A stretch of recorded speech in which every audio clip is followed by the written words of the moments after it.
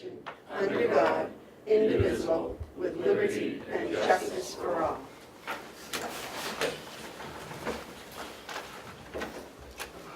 All right, I'll make a motion for the minutes on November 7th. Second. Are there any additions or corrections? All right, Yes. yes, sir. Excuse me, I finished my breakfast.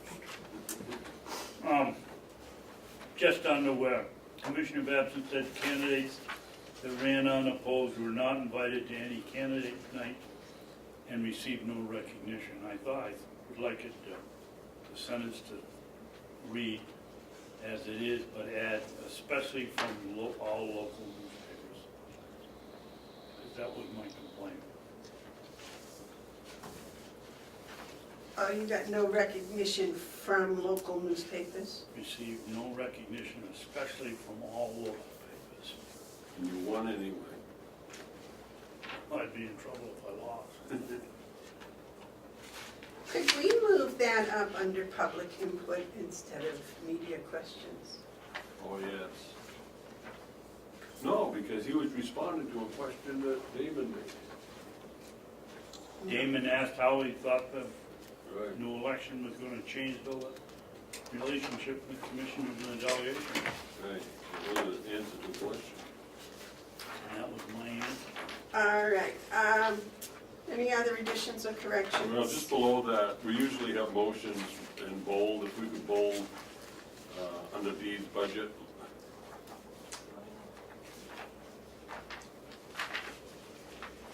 I don't know if you need to redo. Well, you're going to redo them anyways.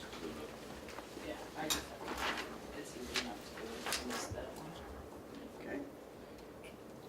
Any other additions or corrections?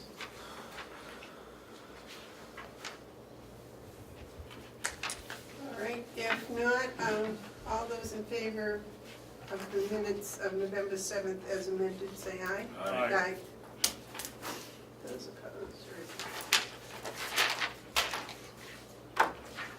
Would you like to sign that, sir?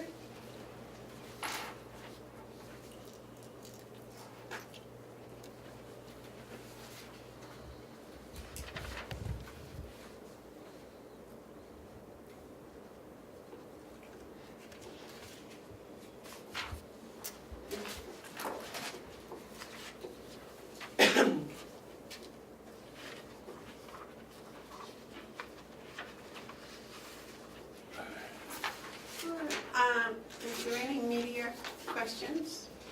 Is there any public input? All right. If not, then we will go forward with our work session. The first on the agenda is the Town of Conway pilot. For the camera, would you please introduce yourself and your position? Certainly. Lily Gilligan, Finance Director, Town of Conway. David Weathers, Chairman of the Board of Selectmen, Town of Conway. Thomas Holmes, Town Manager, Town of Conway. Now, we seem to have some confusion here again.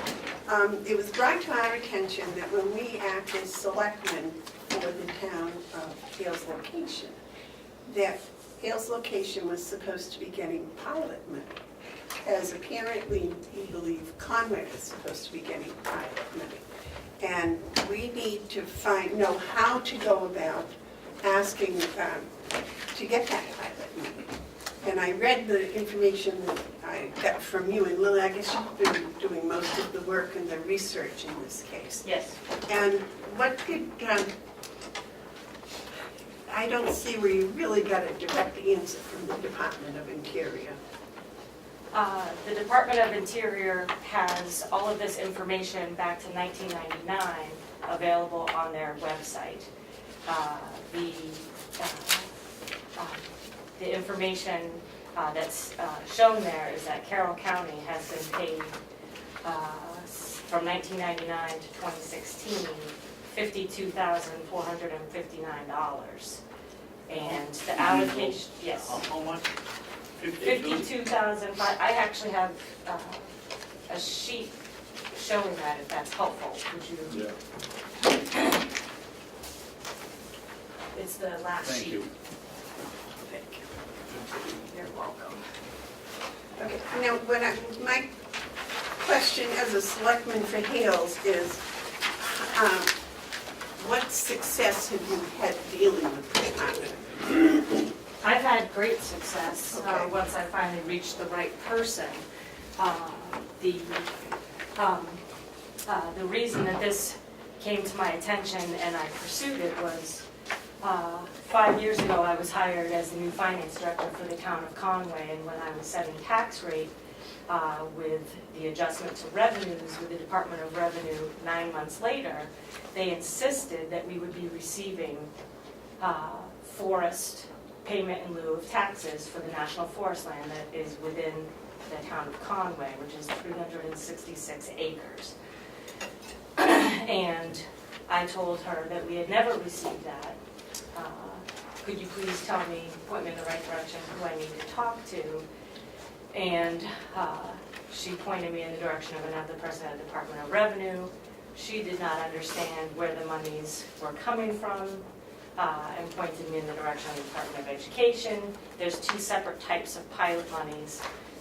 Pilot stands for payment in lieu of taxes for those in the public. So the next year, so we didn't receive it. I couldn't get to the bottom of it by the end of 2014. So the next year they insisted I would be receiving this money, and still ran in circles. And it wasn't until 2017 that I finally was able to identify the correct person at the Department of Interior in Washington, D.C., who managed all national forest land payment in lieu of taxes for the entire country. So this person is one person for the whole country. She's very busy, as you can imagine, and pointed me in the direction of what was available online, showing how much money was, so you could pull down this information state by state. So when you pull it down for New Hampshire, you can pull it in for that year, and it shows you every community that was paid payment in lieu of taxes funds in any given year back to 1999. Right, I've seen So the amount of monies that were in my information that I'm sharing with you, I didn't identify 2017 or 2018 because Conway has been made whole and has correctly received the National Forest Land payment in lieu of taxes funds for 2017 and 2018. So they have paid you? The county gave us the money that was owed to us in 2017 that the county received.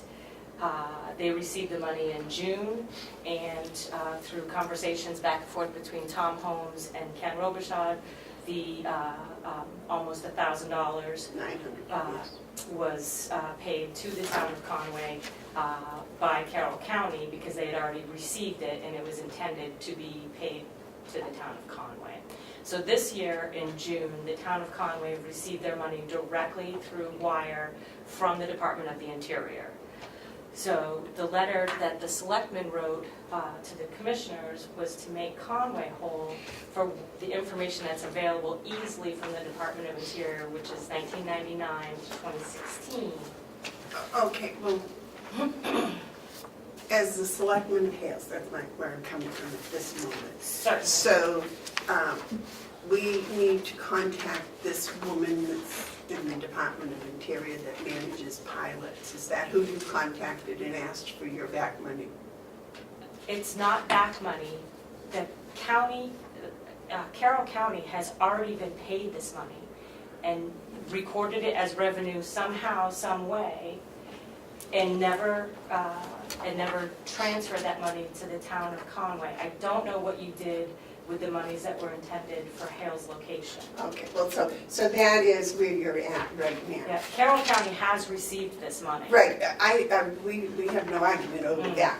My argument is the money needs to come from the Department of Interior. That's where the money's supposed to come from. That's where you got your check. And that's where it has been That's The what you got, Department your of Interior. check for 2018 came from the Department of the Interior. Yes, but what I'm Okay. saying is that Carroll County has received that money every year. Well, that's fine. And if the Department of Interior asks to have it back, we'll certainly give it back to them. But what I'm saying, and that's what we're having the problem with Hales, is who to contact and tell them that we didn't receive it as Hales location. And we need to know the proper procedure to follow. So I would expect that that would be the Department of Interior. If they feel that they gave it to the Carroll County in error, will ask Carroll County to refund them back the money. And then they in turn will pay Hales location and Conway whatever is outstanding. Madam Chair, Yes. why would we go that convoluted way? If we've got the money, why wouldn't we just pay it out to the rightful owners of the money? Why would we go through a bureaucratic maze to achieve something that would just cost more money and isn't necessary? If we know that we received the money as a county, and if we know that money wasn't ours, why wouldn't we just simply give it to the people it belonged to, whether it's Conway, Hales, or anyplace else? Because we got it from the Department of Interior. Apparently, I'm not even sure, but there was an error. If there was an error, then the Department of Interior will tell us there was an error. But as it stands now, we got that money from the Department of Interior with no strings attached. It just, No, but you have to, there is a string attached, it's called give it to the people it belongs to. It's pass-through money, we shouldn't have used it at all. Now, there's no fault being attributed, there's no blame, it's a mistake. The county got a check, no real description what it was about, not sufficient enough over the years, and they deposited it and used it. And now the revelation is that that was never our money. And we need to do the right thing, the moral thing, and that's give it to the people it belongs to. We don't have to give it back to the federal government. We do that, then kiss it goodbye forever. They're not going to give it back again. well, you see, I have more faith in our government than you do. No, apparently. Because the right thing is, it came from the Department of Interior, it needs to go back there if that was an error. And I'm sure they can send us a letter saying it was an error, if it was an error. If it wasn't an error, then we need to find the correct way to get the money for Hales. Yes, Ken? Not to throw a monkey wrench in all of this, but apparently COAS had Hales for quite a while and then gave it to Carroll County, I believe in '05. So I'm not sure, from '99 to '05, If I could we just talk about Conway right now, because Hales... well, everyone's talking about Hales. I know, and I'd like to talk about Conway.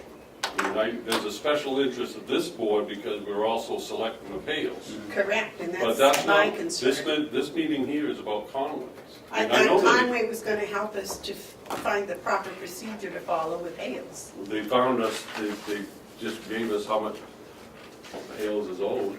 Well, I know what they gave us, and I know what I read on the internet, but I also know that we got money from the Department of Interior as a county. Okay? That money went into the county coffers.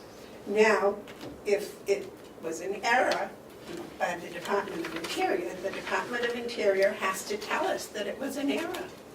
Okay, well, here's the thing. That money is for Conway, I'm only talking Conway. That money was for 366 acres that are in Conway, and it's money that was given from the forestry as a payment in lieu of taxes to Conway because they receive services, they're in Conway, and typically if you've got property in a town, you pay taxes. Well, they don't have to because of the feds, so they do a payment in lieu of taxes. They do it for Albany. For some reason they send Albany, Sandwich, Chatham, their money directly. But in this case, for Conway, they sent it to the county. So I can't, for the life of me, see any argument where it belongs to the county. People in Brookfield, Wakefield, any town in Carroll County that doesn't have forestry land isn't entitled to a pilot. It's not this isn't a difficult problem. This is a matter of doing the right thing. This money is not the county's. I agree with you, it's not a difficult problem. All we have to do is send a letter to the Department of Interior and tell them what's happened and see what their solution is.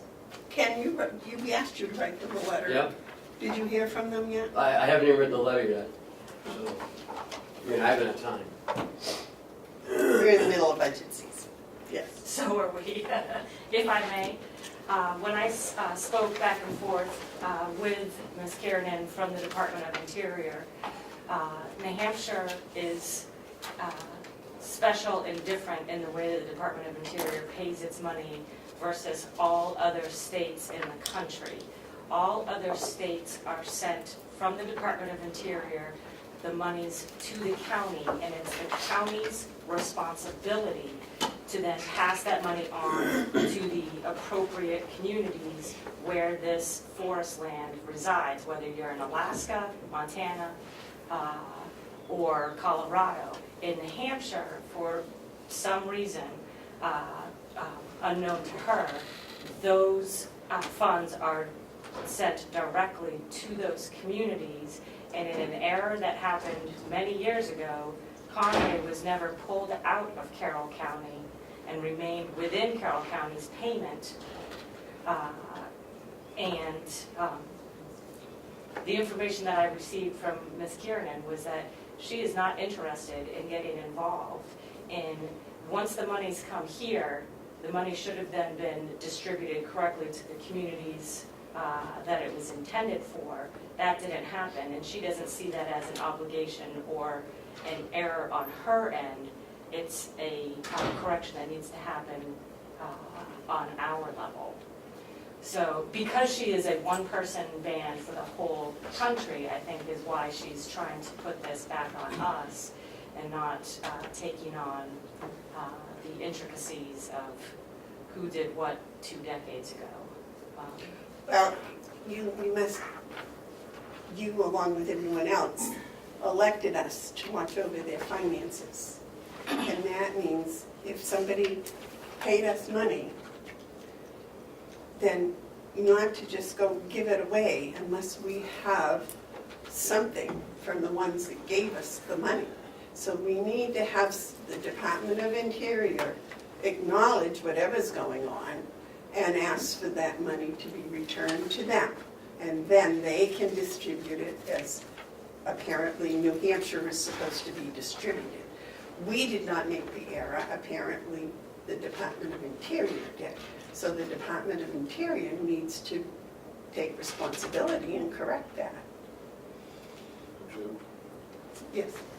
You're not totally wrong, but the process, I believe, was going to show that we need to make this payment to Conway. That process is going to take a little bit of time.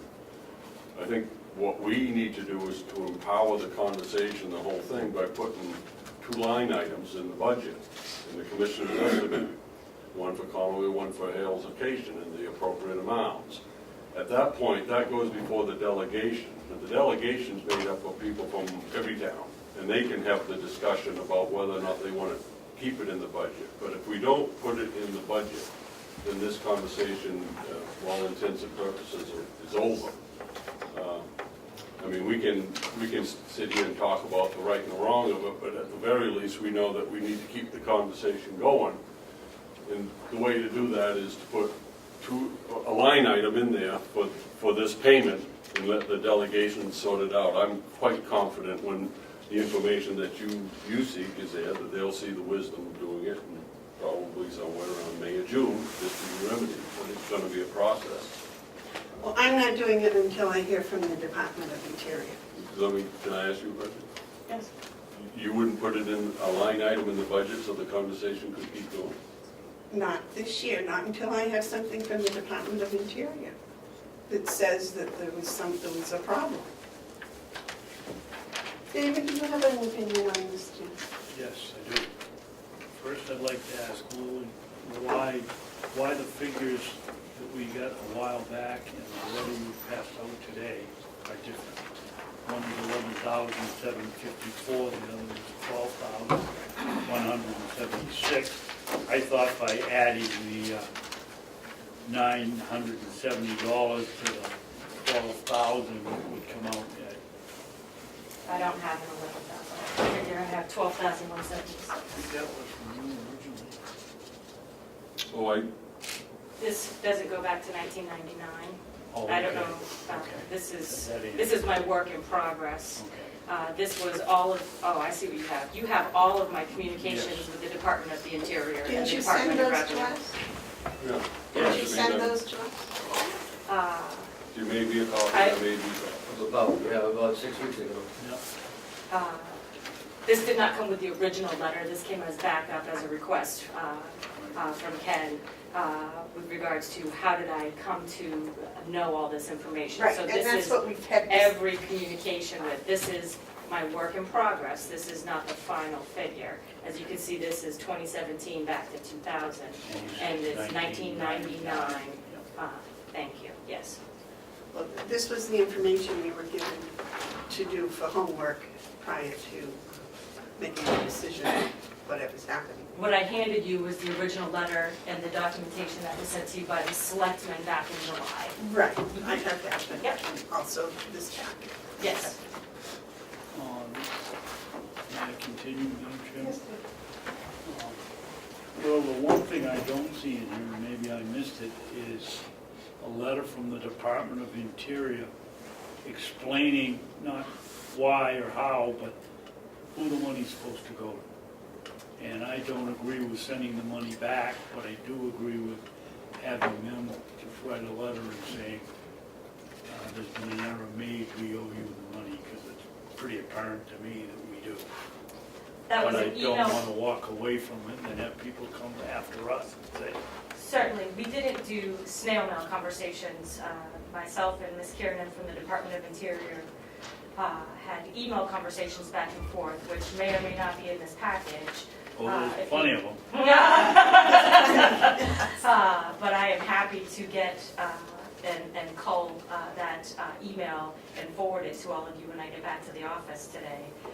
Because the information that she gave me was that the payment to Carroll County was for the acreage in the town of Conway, and the balance was for the acreage in Hale's location. And because we report every year on our MS1 to the Department of Revenue how many acres of national forest land are in the town of Conway, I know that 366 acres of that money is owed to the town of Conway, and the balance would be to Hale's location. So that is the mathematics that I did on the payments that you received in the last 2 decades, showing that 366 acres of the acres paid for by the Department of Interior to Carroll County. So I only needed to do that simple math of this is 366 acres for Conway, and the balance would be for Hales. But that was what you did. With the help of the Department of the Interior, I was constantly in communication with them and ran everything by the Department of Revenue, because it's the Department of Revenue that gives these figures to the Department of Interior every year, which is why it was the Department of Revenue that was every year telling me when I was setting non-tax revenue figures that we would be expecting this approximate $1,000, and I insisted, we have never received it. Could you please tell me where this money is coming from and to whom it's being paid? Because Conway certainly has not received this money. I'm just glad that going forward it's corrected. And we felt that as a community, that the county would want to provide the monies that it's received interest-free, just the monies it's received that should have been given to the town of Conway, to the town of Conway. And that's what our letter was I don't asking for. dispute that, Will, but I would like to see, and maybe it's a flaw in our system, the commissioners never see that check that comes in, that goes into the bank. I haven't seen one. Sure. The third page of the handout that I gave you shows you the letter that we received this year from the Department of Interior that identifies what law it is that pays you this money and for what purpose it is. So Well, you, we every should've- year, that Carroll County would have received a letter just like this, whether it was a check payment or a payment by wire to your bank account, you would have received documentation from the Department of Interior. I think, I don't believe we ever received such. I think. Well, can I see that? I can find it there. Yeah, sure we Yeah, do. David? I think with the work that Lily has done up to this date, going forward, we're going to be paid directly to the town of Conway in a copy of this letter. Any remaining funds that come to the county is going to be for Hale's location, backed up by this documentation. So really, other than you folks getting a letter if you request it from the Department of Interior, anything going forward is going to be just for Hale's location, whether the note is sent over to Ken or not, that's what the payment's going to be. And what we're asking for is that portion from 1999 to 2015 or 14, 16, be paid to the town of Conway, which you've already received. It just wasn't delineated between this is partly for Conway, partly for Hale's location. And that's what we're asking to do. And I would assume if you put in a request that they would give you a letter stating that over that time period, this is what these funds were for, and it was inadvertently, both were combined into one check and given to the county, versus one should have been to the town of Conway, one on behalf of Hale's location to the county commissioners because you're the selectman for Hale. I think that's a simple way out. Well, I think the problem was that, it was put into the account. There was no delineation. Right. Explained or Yeah. talked about. So the money came. So the money, as far as I'm concerned, belongs to the citizens of Carroll County. And until somebody that gave us the money says, no, that was incorrect, this is what should have happened, then we can maybe do something with that funds. But right now, those funds are sitting, they belong to everybody in Carroll County. And when the Department of Interior says, no, they should have been delineated this way, or this should have happened, or whatever, then we can move forward. But until then, I just can't, see giving it to anybody. Yes. Okay, well, all right, so let's say, as far as process, let's say that discussion has to take place, because there's those who disagree with you, but there may be some that do agree with you. But as far as the process, we should take the advantage of the time we're in right now and put it in the budget and let the delegation continue this discussion. They represent the towns themselves, but we need to empower them and empower this conversation and settle the question that I don't agree with you on, but it's a legitimate look, but I think we need to move forward. And Just as soon as we get a letter or we don't have that some type sort of time. We have to have our verification. estimate done before, we have to have our estimate done December 1st. We're not going to even be able to get the letter written and out by then. So we have to do the prudent thing and empower the conversation by making sure it's in this year's commissioner's estimate for the delegation to continue the conversation. It's been 10 years. I don't think another year is going to matter. David? I'll be the good guy on this one, so that Mark, nobody can claim that he had some influence in here and you don't agree. So I'll make the motion that we return, that we budget, what line item, Ken? I don't know yet.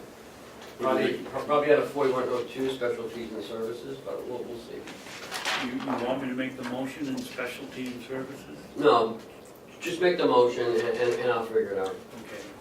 I'll make a motion that we return X amount of dollars to the town of Conway to cover monies that the county banked from 1999 to 2016 Yes. and after we receive any kind of indication from the Department of Interior that there has been an error made here. I'm sorry, can you repeat that last part? That we receive a letter from the Department of the Interior stating that there's an error made and the money should go to Congress. Second for discussion. I Okay. think we have, I'm sorry, go Motion's been made and seconded. ahead. Discussion? Yes, I just think that we should have our butts covered here on this one. I totally agree that the money should have gone to Conway. I don't know how it got by us and didn't go to begin with. I probably even voted to keep it here, but I can't remember. Anyway, I just want some backup that we're doing the right thing. Madam Chair? Yes, sir. Let me- Tom? Go ahead. Oh, it's been my experience working with federal government on occasion over the past 30 years that you're going to find it a very difficult hurdle to leap to get anybody to admit error. You may get an indication as to what, they may say the money was meant for disbursement to those towns without admitting that they were wrong. That's fine with me, And John. I would ask the commissioners to consider that the fact that they were notified and now issuing checks separately to the town of Conway as sort of a tacit admission that they were wrong. But I don't think you'll ever see that in writing. But we'll do what we can, I guess, to get them to explain the process to your satisfaction. Oh, I just want, Go ahead, Dave. I just want to see something that says the money should have gone to Conway, not us. Mark? So clarity on the motion, what, your motion's really two parts, as I understand it, our motion. One is to put, you said X amount, but I'm assuming you mean the correct amount. Right. Into the budget for Conway. That's one part of it. Now, is putting that in contingent on us getting a letter back, or do we put it in and then seek the letter at the same time? No, we put it in, and we don't pay it till we get the Okay, letter. yeah, now Or some recognition that it wasn't our money. should we not be putting the Hills in at the same time? Exactly. If we're gonna do one, we need to do both. Well, Or should we make that a separate motion? maybe a separate motion, because what I've heard today is the remaining money that we receive goes to Hale's location. So what if we took that X amount and amended it to put in, Instead of just Conway, why I don't know, you just add Hayes? Because, Okay. because this complicates it. Hale's location was supposedly paying us $9,000 a year to do their bookwork. And they didn't. So this is an opportunity for them to pay us if we want to go that way, and that complicates this issue. I'd rather make it Conway and fight Hales on another battlefield. I agree that that's a better way to go, but I don't want to see Hales not included at some point. So the motion, I think we need to change that X figure to an exact figure, just for the minutes and for the budget. I'm sorry, what? The dollar figure? That's owed Conway. $12,176.14. Commissioner Babson, would you be open to including that number on the Let's just take a look here and see what the difference is in the two sheets I've got. the ones you gave me today?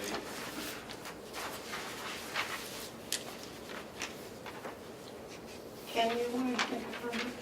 Yes, I was wondering if, for that, if we could get just a copy of the check that Conway got from the Department of Interior this year? There's And no with- check. What? It's a wire payment. Did you get a letter at least? You have a copy of it, it's Okay. the third page. Oh, Can we utilize the letter as verification as opposed to waiting until, if it ever comes? No, because that was for this year. And if it ever comes, if it doesn't come, because we may not get that letter, and I don't want to hold up the money if they take 9 months to get back to us. If Because if we get the same amount this year, there'll be $969 less than what we got last year, unless there's an increase. Madam Chairman, I'd like to make a motion. I'd like to make There's a motion already on the table. I want to make an amendment to the motion. I make a motion that we amend the motion by dividing the question. The first is the amount that would be put in the budget, and the second being the instruction to pursue verification from the Department of Interior. I think that they're connected, but I think for budget reasons, procedural, they should be two separate things.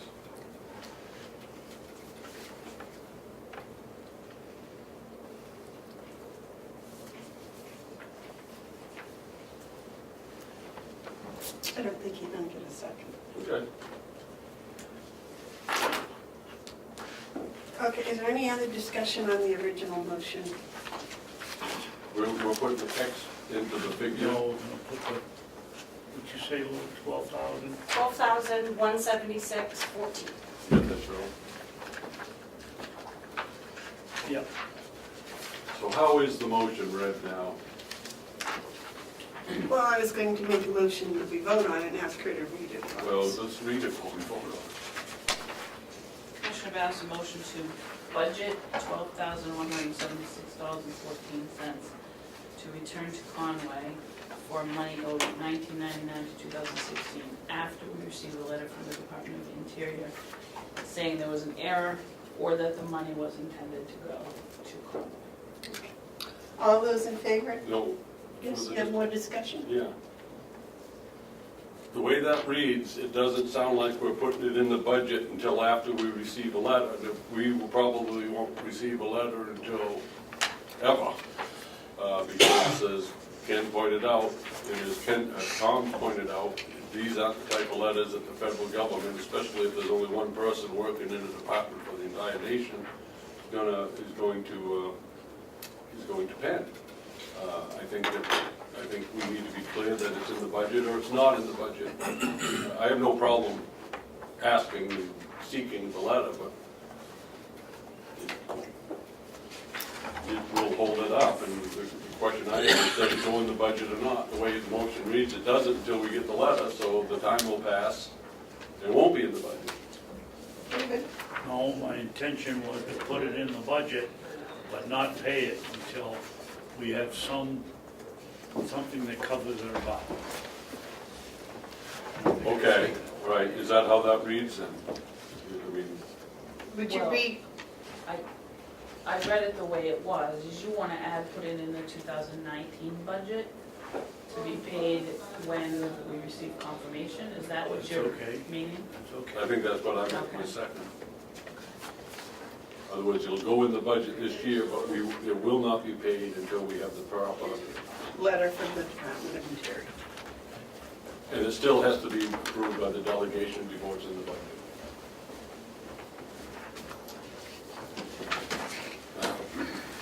Can I get anyone to say?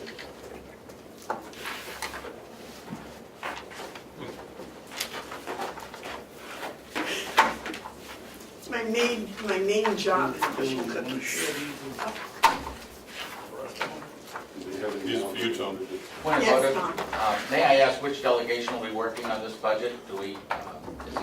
There is only one The delegation. current office holders, not the ones that we get No. to? No, the it's new not. ones, they come in December 5th, I believe, and they start working on the budget January 1st or 5th. Just so you know, the process is the commissioners put together the budget, it's called the commission's estimate. We have to have it done by December 1st. The new reps, delegation are sworn in on December 5th. By law, they can't consider this estimate until they meet in January. At that point, they go through the commissioners' estimates, make whatever changes they make. If they don't make any changes or settle on one by March 31st, and the commissioner's estimate becomes the budget. So what you'll have is that period of time between January and April where they'll discuss everything, including this. They meet in subcommittees.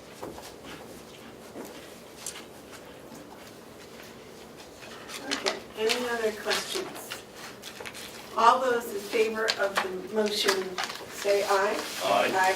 Those opposed? All right. Thank you. Thank you. Thank you very much for coming down and spending your time. Thank you very much for your consideration. Good one, Dan. Have a We'll nice, try to get it to you before Christmas. Seems like I just left you here. probably 2020. Just a question. This letter that Lily received back in June saying what the directive is going to Get rid of a lot of confusion, forward yeah. and acknowledging where the payment was made in 2018. You don't feel that that's an indication that they were routing it to the wrong location?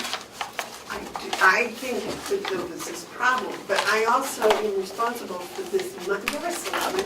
I'm responsible for I this understand. money, and I need to have written something from the Department of Okay, Interior what's in front of that'll make it, That the balance, that The the difference 1999 to 2016, that 12,000. okay, I thought you were going forward from 2018 forward.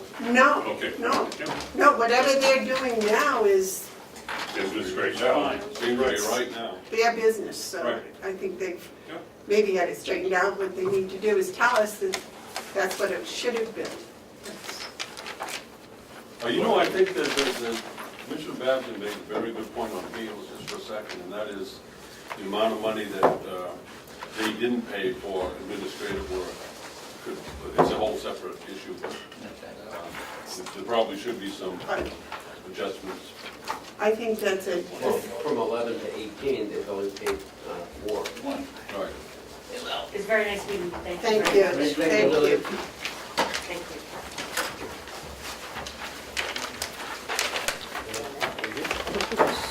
So how do I say that, they got their pilot this year? Yes.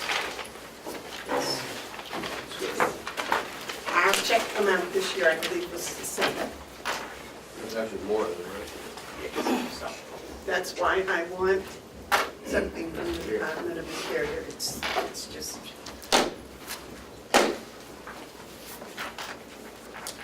Okay, next on is the administration building budget review.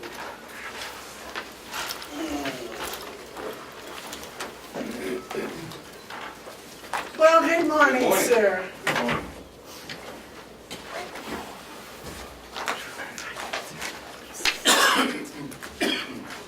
Is there any big changes here we need to know about right up front? No. No. Yes. Propane and electricity.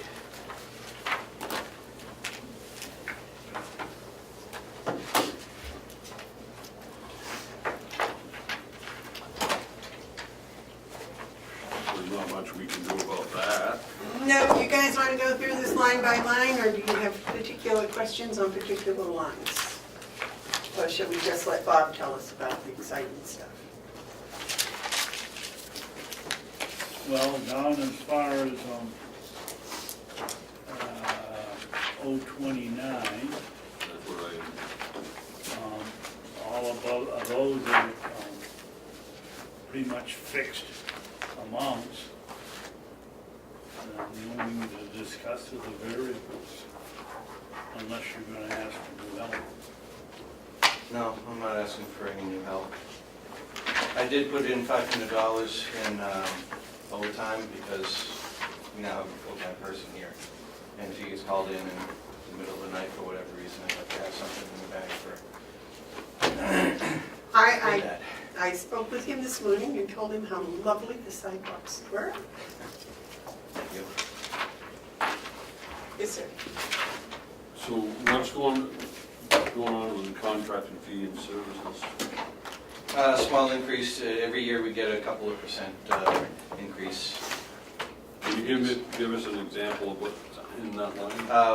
Waste management, HVAC contracts, elevator, got it all listed already here, elevator inspections, pest control, septic pumping, waste management, backflow preventer inspections, sprinkler inspections, fire extinguisher, fire alarm, halon generators. Yeah, okay. And so you just put in a little more because everything goes up? It does. Yeah, okay. We always see a couple of percent every year. Yep. Then you got your, Unless we catch them fudging, and then they go down. Right. and then you've got maintenance, building repair, you're up a little bit there. Yeah, I'm up $2,500. I level funded building maintenance with the exception of, I added in $2,500 for a known needed sprinkler repair. I have to add a sprinkler head in the attorney's office, and I need to do some repair to a valve down in the boiler room. What's that under maintenance supplies? No, 081, maintenance and building What, repair. is that a code thing over there, or is just a battery? Code, yeah, So you have some piping attributed to the head? yeah, just a small amount, just got to extend the head a couple of feet. And new equipment is just What, shovels and, Yeah. what valve? There's the main sprinkler valve that comes in. Okay, it's a sprinkler valve? Yeah. Okay. Yeah. We'd have to turn it off. I didn't know if it was part of the boiler, which would have been covered in the... No. So this is all fire protection? Fire protection, yeah. We've got a couple of valves that I need to turn off with a wrench. Can't turn them off by hand anymore. Yeah. They need to be replaced. Do that the same PBS? thing we do the head? Yeah, yes. PBS doesn't work? David, do you have a question? What? Yes. Care grounds, Bob, what does that come under? Why isn't that just under the Bob that takes care of the place? Well, it is. I put in $1,000 for mulch and plants and whatever we need to beautify the outside of the building, that's all. Well, you put in 2,000. Unless I'm looking at something, okay. $1,000 for mulch and plants, $1,000 for parking lot crack repair. Probably gonna be $1,900 for crack repair and $100 for mulch, but Well, there is certain parts of the parking lot. In Capitol, we'll talk about that tomorrow, I guess. But the front parking lot is still gonna need to be repaired. I was gonna say, some of those cracks you can't repair out back. No, I'm not going there.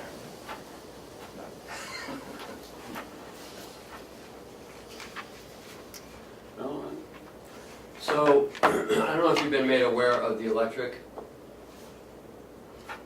Yesterday afternoon,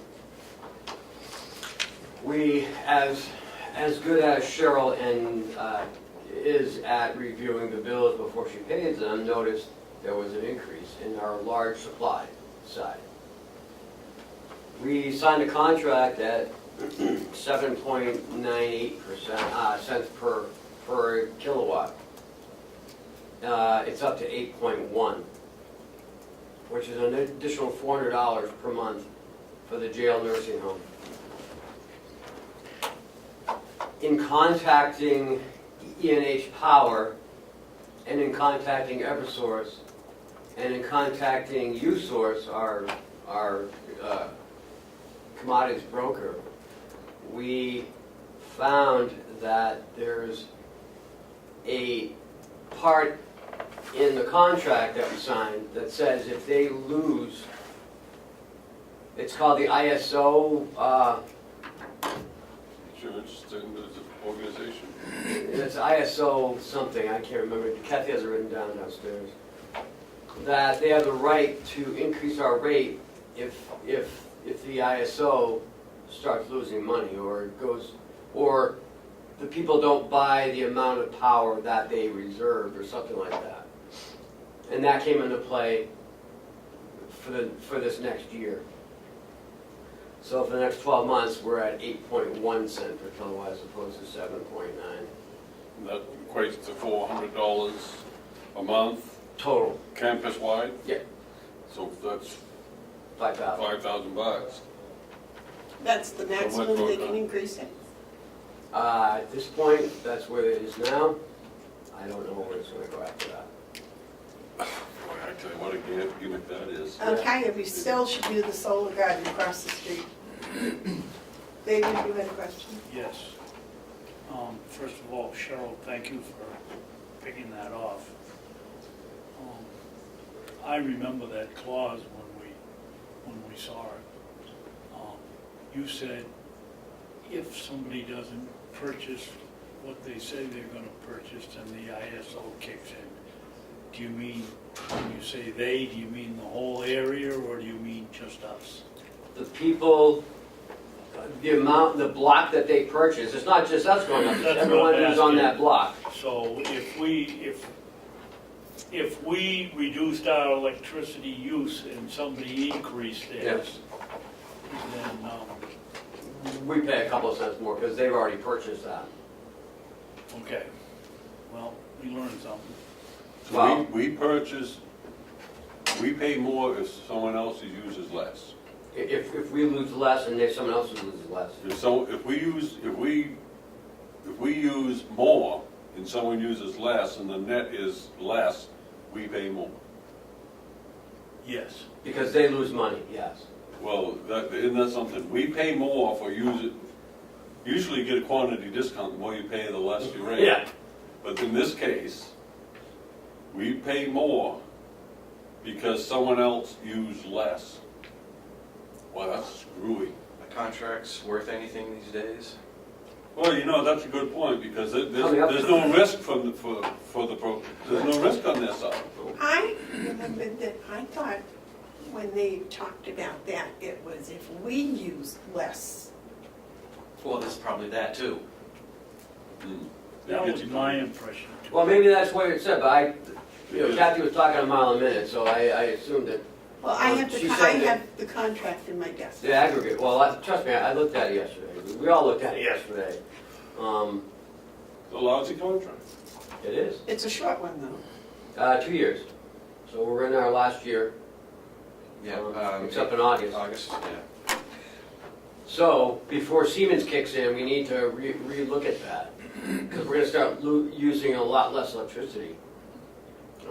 Make sure the contract is worded in our benefit. Right, once, It is worded in there, in that contract, it did say that if we didn't use, we were supposed to use so much. right. And if we didn't use that, there was a set price. As a matter of fact, I think we could go down and use zero and it wasn't supposed to charge. That was in there because we had talked about what if we get the solar in, but it would take that long to put the solar in. Maybe that's what we should think about again, is putting that solar field across the 28 and see what that might look like again. I'd like to get through Siemens first before we start. Well, looking that at was projects. the reason it was been put off, so I guess we're on our way to doing that. David? Madam Chairman, when we talked about electricity and propane, the sky was falling in, oil prices were gonna go through the roof, propane was gonna go through the roof. It's been since the price of a barrel of oil has been is cheaper now than it was in 2007. We're locked into an electrical contract. Most of it's generated by natural gas and oil. And we're stuck. We ought to make a mental note of this so that when the contract comes up next time, we know what to talk about. Well, and USource is gonna let us know that they're gonna review all the contracts and see which ones do this and advise us that if we don't use all of electricity, this may happen. Now, there are some companies, some brokers that, some electrical companies that don't use this, so. But, so I recommend we put another $1,000 in this You said it was gonna go up 5. aggregately. So this is just one budget, one Oh, building. you're right, I'm sorry. You want to take 55 and make it 56? I'm okay with that. Because then the nursing home's gonna be hit for 2,000 and then the jail will be hit for 2,000. We can't get out of this contract, huh? Nope. Well, it Well, we expires- can, but- Yeah, but it expires, August, I think August, August, yeah. August to September. So it's not that much We longer. ought to send some sort of scolding letter or some sort. I'm not sure that anyone would read it, but it might feel good just to say, you know, who's running their company, Bernie Madoff?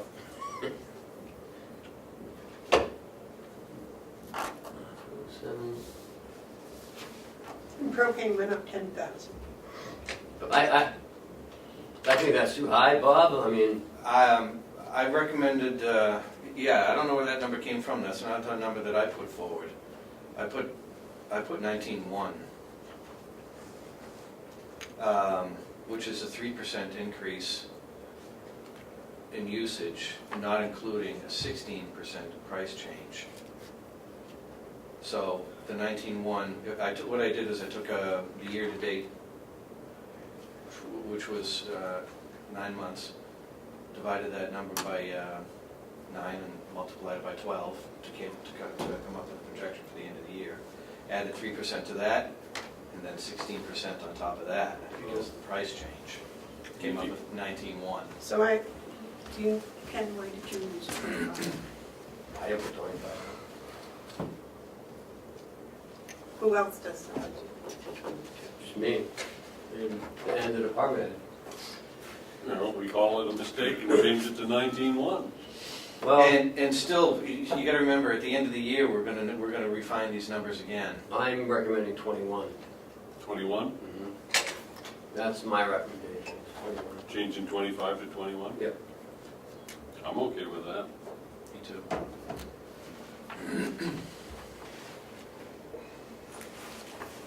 So you want to make that 21,000? Because I believe we're gonna have to transfer. Currently, we have about 3,000 left in that line as of 10/31, so we're gonna have to transfer some money in there. Have we transferred any money in or out of any of these No. lines?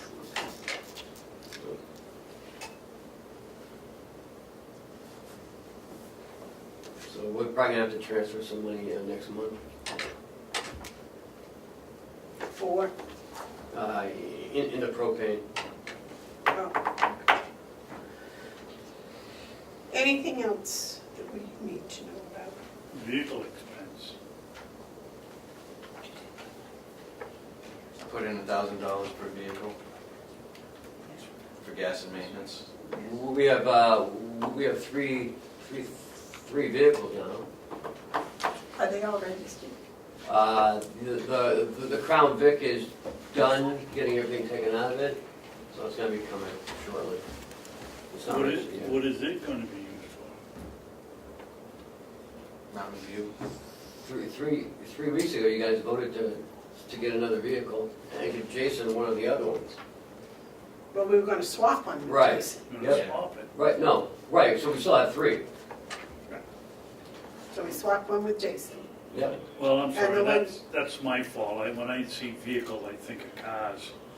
And, I mean, in this case, I think of the trucks, and you're talking. Oh, yeah. Just cars. Cars associated with the administration building, and that's gonna be the three cars. $1,000 each for fuel and maintenance. Which, let have you know that we have both of them go out today. We could use the third one anyway, Well, we have a third. but it's not registered yet. Right. So, 1,000 there. Care of Grounds you already covered, building and maintenance you covered, and new equipment you covered. Yep. Yeah. But is there anything that you had on your original one that you've changed because you thought it was more prudent, but you really liked? No, he doesn't. He doesn't know what you're talking about. Well, we're on, You we're get the on deer it. caught in the headlights look. Okay, yeah, well, we're on a needs-based budget. But Yes. then sometimes, you know, it's, Now this, I'm just asking if there was a wish list. oh no, I would be straightforward and tell you that I put a want on there, but Okay. it's needs-based. Yeah, that's what I expect. Next is annex, Bob? Nothing real exciting there. Contracted fees and services is flat funded. Electric and What, propane, excuse me, Barry, what are they? What, the same thing, same things. Pest control, Pest control, sprinkler, sprinklers. extinguisher, fire alarm, and HVAC. all things we have to have? Yeah. Propane. But it jumped. well, That one's probably not accurate either. well, as of 10/31, we have about $1,200 remaining, so we have to transfer money into there. Did you get the new little hot water tank? Yeah, but you got, I don't know where 17,000. that's almost a doubling. We didn't see a doubling in Is that using a lot of use and propane? price. I'm recommending 12,000. Well, it uses as much as the laundry uses, but the laundry doesn't use anywhere near the amount of hot water that. Point of you know order, what's- Madam Chairman, can we only have one conversation going on at one Sorry. time? Not you, you had the floor, and we can find out about the little water heater that you want to talk about. So the propane was budgeted at 9240. I don't know why that's a weird number. But I'm recommending 12,000. 12,000 even, Mhm. Madam Chairman? If I might, if, we're using a lot less hot water, right? Yeah, but I'm basing my numbers on actual usage, not, yes, we are using less hot water So, because of the ozone system that we put in. But we still have to create these numbers based on actual usage. right, so did you do the thing the same way? You took the 9240 and My divided? number's 12.7. Oh, your number's 12,700. Oh, well, then I'll go with 12,700. Where did the 17,400 come from? Madam Chairman? I think I have an answer to that mystery. Yes, We had that same type of question with propane under administrative building where it was 25,000 and Bob had 19 and now we have 17 with Bob at 12. I would submit that probably throughout we gotta keep an eye on the propane because it looks like maybe the computer messed it up, but there's two propane prices that, in a row that show up to us that neither of these gentlemen put in there, so. 12.7, is that the number now? That's the number that I came up with doing that same formula. Now, are you doing the new price Yeah. plus what usage this My year? my formula is the usage to date. Yeah, I took that number, divided by 9, multiplied it by 12, yeah. added 3%, and then added 16%. Yeah. Oh, the 16% because that's the increase. Price increase. Yep. Correct. What's the 3%? Just Usage. just a fluff factor. We might have, I mean, we might get an extra delivery, we might, And we're falling short in a couple of areas, so I wanted to make sure that we were on Okay. a couple of percentage on the safe side. I mean, it seems we're always transferring money into that account. We I play don't know why that we one. can't get it. We get it tight. A couple of years ago, I tried using 15% and I got hammered, so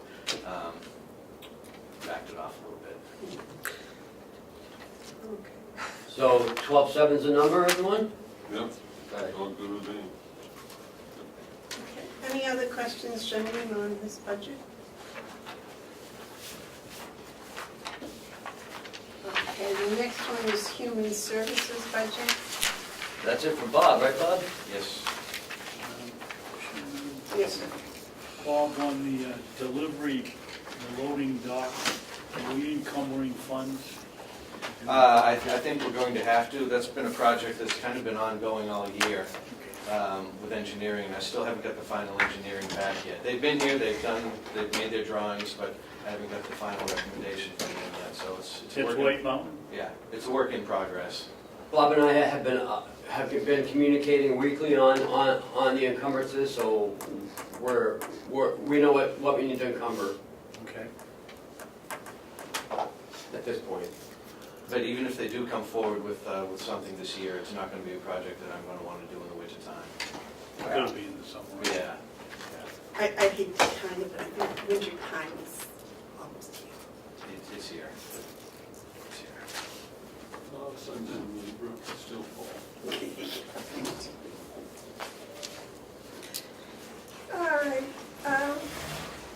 you, Bob, for your time and efforts. Thank you, And good job. thank you.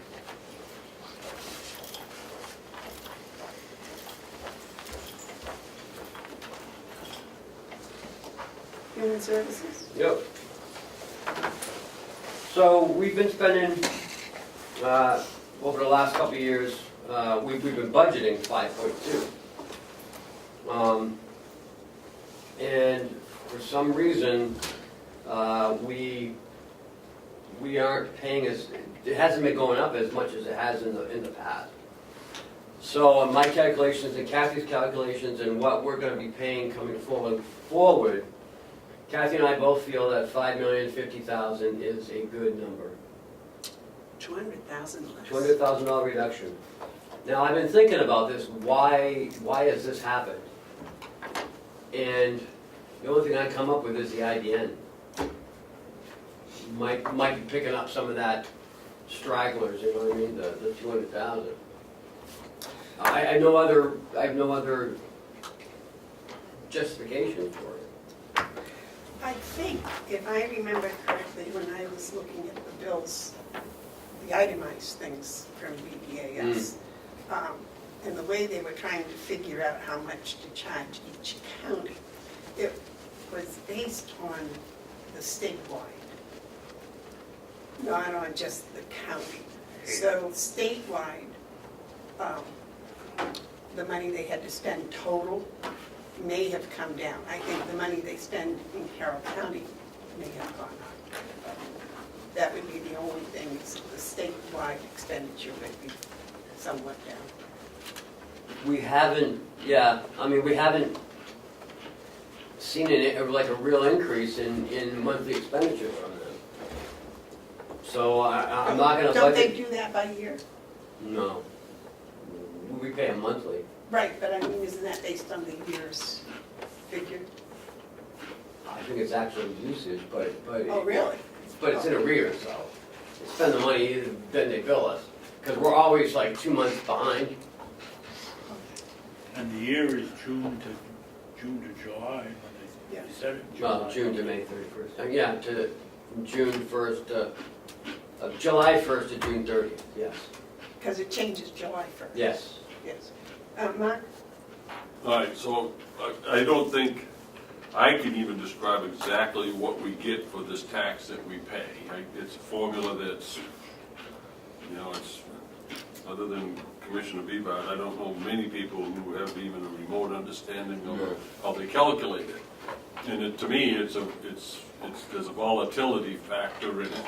It's down, it looks like it's down, you look at that trend, but you also have to remember there's a different bunch of people in Concord. And these people in Concord are going to look for resources of revenue.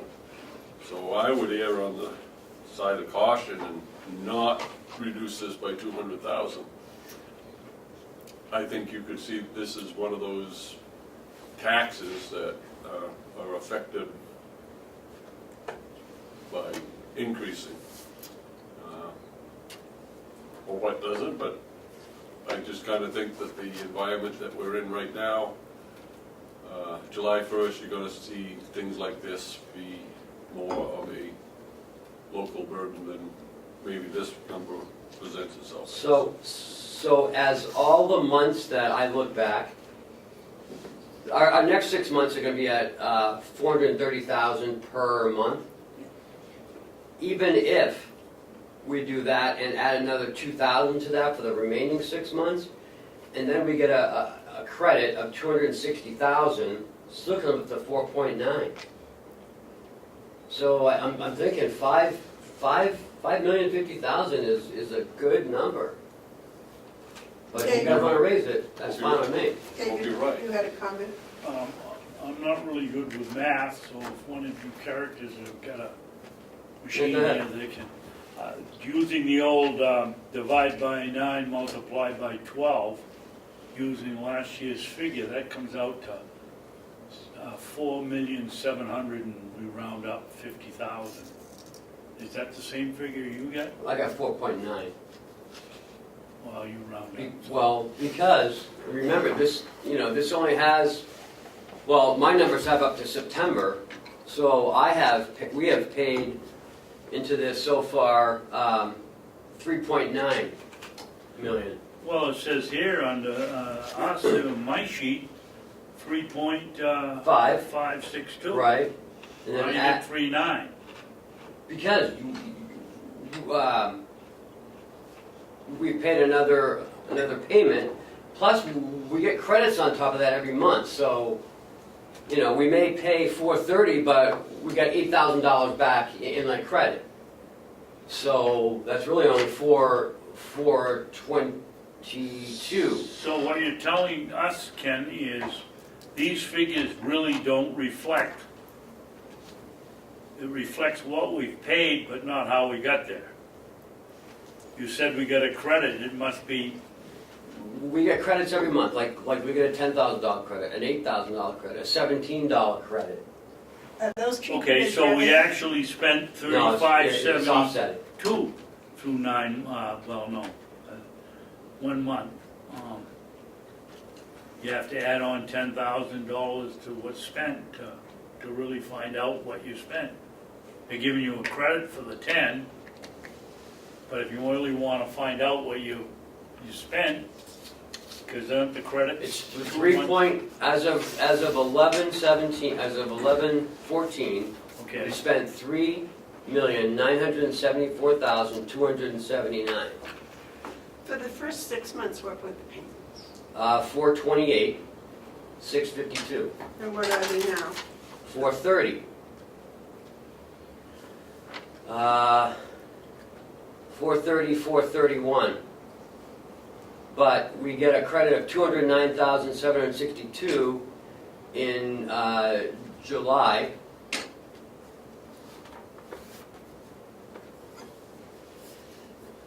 This is what I come up with.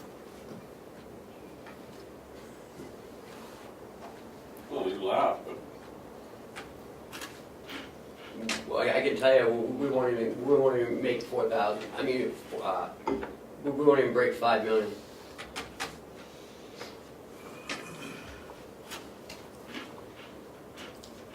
I mean, I'm just giving you advice. If you want to keep it where it is, that's fine too, but, I mean, that's just 250 that goes Okay. back into I think, fund balance. So without any credits whatsoever, it's 5,000, it's 5,214,000. But that's without any credits whatsoever. We had budgeted 5,250,000. Because that's what it was in 16. 17. We just rolled the number forward. But we didn't spend all of that in 17. Well, this is what I said. So I would go along with anything between the 5 million and the 5,200,000. The credits amount to over 200,000. Oh, yeah, easily. So, yes. I'll go along with Ken's figure because I do know that more information will present itself. But I won't be surprised if it's adjusted up to 5.2. But wait until you see all the information, but I can go along with Ken's number. What do you think, David? I go along with Ken. 5,050,000? Okay. Yep. Retransfer. Well, you got until April to settle on the final number. Is John coming in? for Yeah. IT He budget? said about 10, time is now. It's 9:45. We are running way ahead, so can we skip good. on down to the outside agencies? Yeah, if you want to. Any problem with that, gentlemen? You're the chair. So outside agencies are on page, Here's all the information. We got. as far Outside as, agencies called regional appropriations. Yes. What page is that? 21. 21. And as far as you know, no one's coming in. No.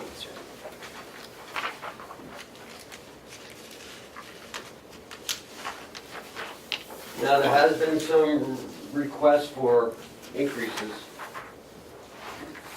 I believe everybody has requested an increase. How many of them are you looking at? I think counting UNH 6. We have a new one this year.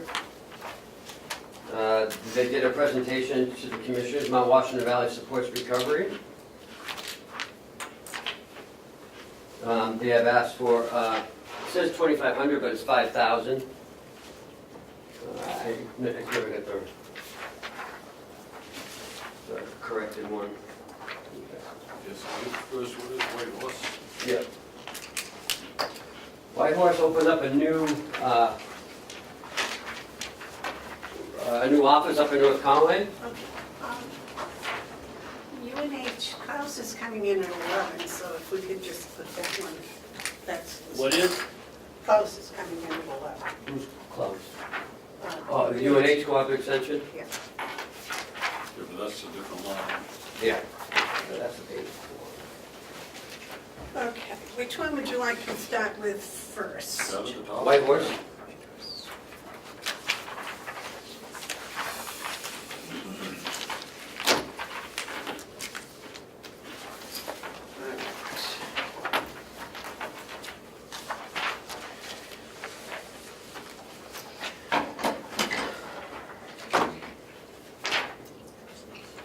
White Horse has been with us for 2 years now. This was their second year. They've been giving us reports monthly, which I've shared. As you know, Mitch came in and said that they were opening up another place up in North Conway, which they have. He's asking for another 10,000 on top of the 100,000 he had last year. And the increase last year, I believe, was to help get that place up and running. No. They had asked, remember, they came in the summertime and asked for an advance to get their fire alarm system set up in North Oh, Conway. right, that's what it was. Right. Thank you. I knew there was something about Yeah. Of course, I know they've been, inundated with calls. We've utilized them from the jail several times for inmates that are leaving.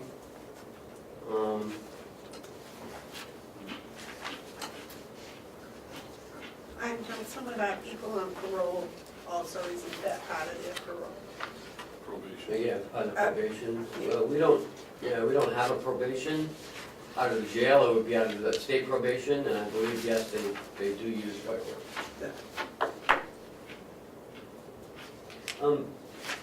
Commissioner Hounsell, do you know where they're located in North Conway? Yep, Is it right in, before you get the hospital on the right, oh, just beyond the. Oh, so it's up that In far. the old Yeah. motel? Huh? In the old motel? No, it's a professional building, I don't know what right after the church, isn't it? Catholic church? Actually, it's probably just before it. Just before it, yeah.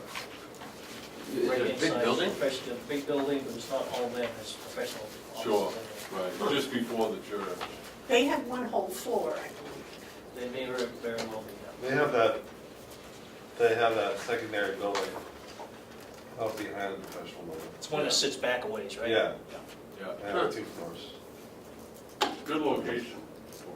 Well, it's right near the hospital, that's good. Yeah. Have you ever been inside there? Yeah, it's nice. Is it big? It's pretty big, yeah. Well, You guys do assisted living yet? huh? Have you done assisted No. living yet?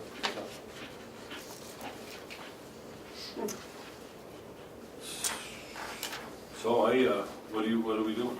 I have no problem with that, the 10% increase, but they're doing more than 10% of increase in their work. My time, they proved themselves. I can support their request. David? Well, I think we ought to look at the regional appropriations in total.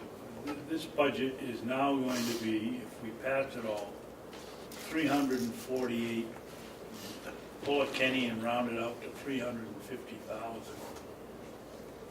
All the money's coming out of the taxpayer's pocket. White Horse is 110, they do a good job, but their original request was for 50,000 2 years ago. So they're up 110%. Child Advocacy Center. Frankly, I'm not quite sure what they do, but they're up probably 20% in the last 2 years. The V&A and Hospice is, they want level funding.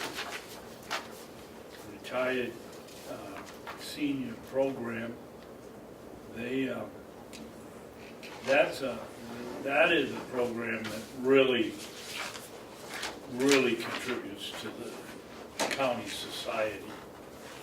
And if I were going to give more money, that's where it would go. Conservation District, unless you're involved in agriculture, you really can't appreciate what they do. But their budget's fairly tight. And the Mount Washington Valley Recovery, they want a minimal amount of money, but what have they done? They came in and spoke to us, but what is their record? And this thing just continues to go up. I don't know what we do. It's all coming out of the taxpayers. They can pay it on their real estate tax bill, or they can pay it in donations. I don't know. I just think we should. How much effort are all these people spending and putting in time and raising their own money, or raising their own money? I know White Horse is very active in fundraising. They have their shop down here, and so they're always looking for Nope. Not sure about conservation. No, so all except Mount Washington Valley Recovery are people that we've already hooked our wagon to, and we acknowledge that their work is vital. They're not asking for building increases. You know, I kind of think, where would the county be if these organizations weren't there? I mean, well, county government would have to step in and do what we do, and that's either court, nursing home, or jail. I mean, it's kind of, you know, pay this way or pay another way. I think the other thing that we have is, there are so many people who work in these organizations. Just take the RSVP. These are people, yeah, they're doing something that costs money, but they're doing something. We empower people to do good deeds. That's what this money is really going for, is we empower each other to step into those areas, like the visiting nurses and hospice. Having seen that firsthand with my family, oh my goodness gracious, what a void that would be if they weren't around. And so I think it's incumbent on us to do our part. You're right, Commissioner Babson, it is taxpayer funded, but it's also to the benefit of the same taxpayers. People who are hard working, paying their taxes, they may have a family member who has an addiction problem, and White Horse being there helps those people. I think I have no hesitancy to support everyone's offering here. I would like to talk about Mount Washington Valley Recovery, because I just don't know about that one yet. But Conservation District, we live in the most beautiful county in the entire state, and we got to conserve what we have: our water, our lakes, our forest, everything. Whatever they do, it's important, because it's who we are and where we live. Anyway, that's my thoughts.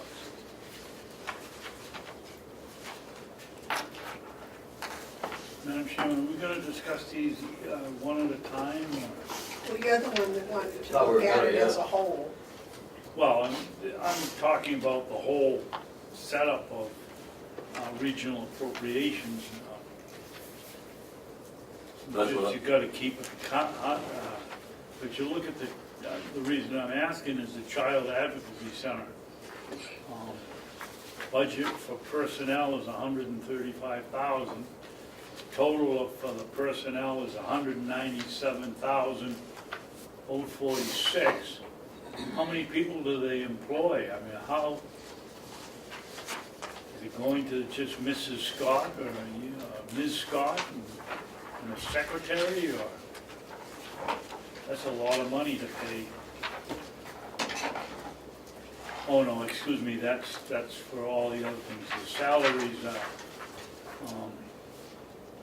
130, 146,000, 147,000.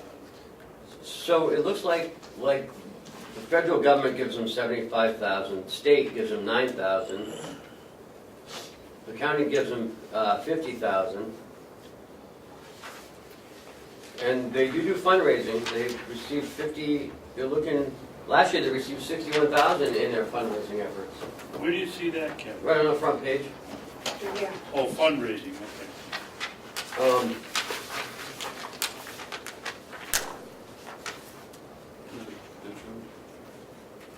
Yes.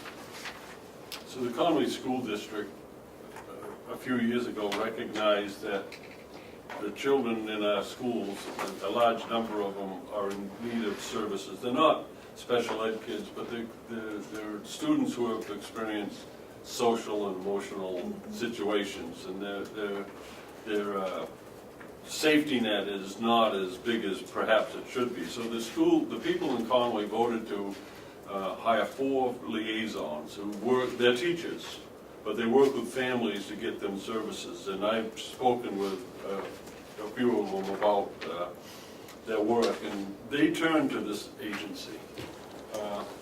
There's a coordinated effort between schools and the Children Advocacy Center. And if you read on the last page, the mission of the Advocacy Center is to ensure justice through the provision of a coordinated system of care to children. So this is an essential part of coordinating all the different efforts that take place.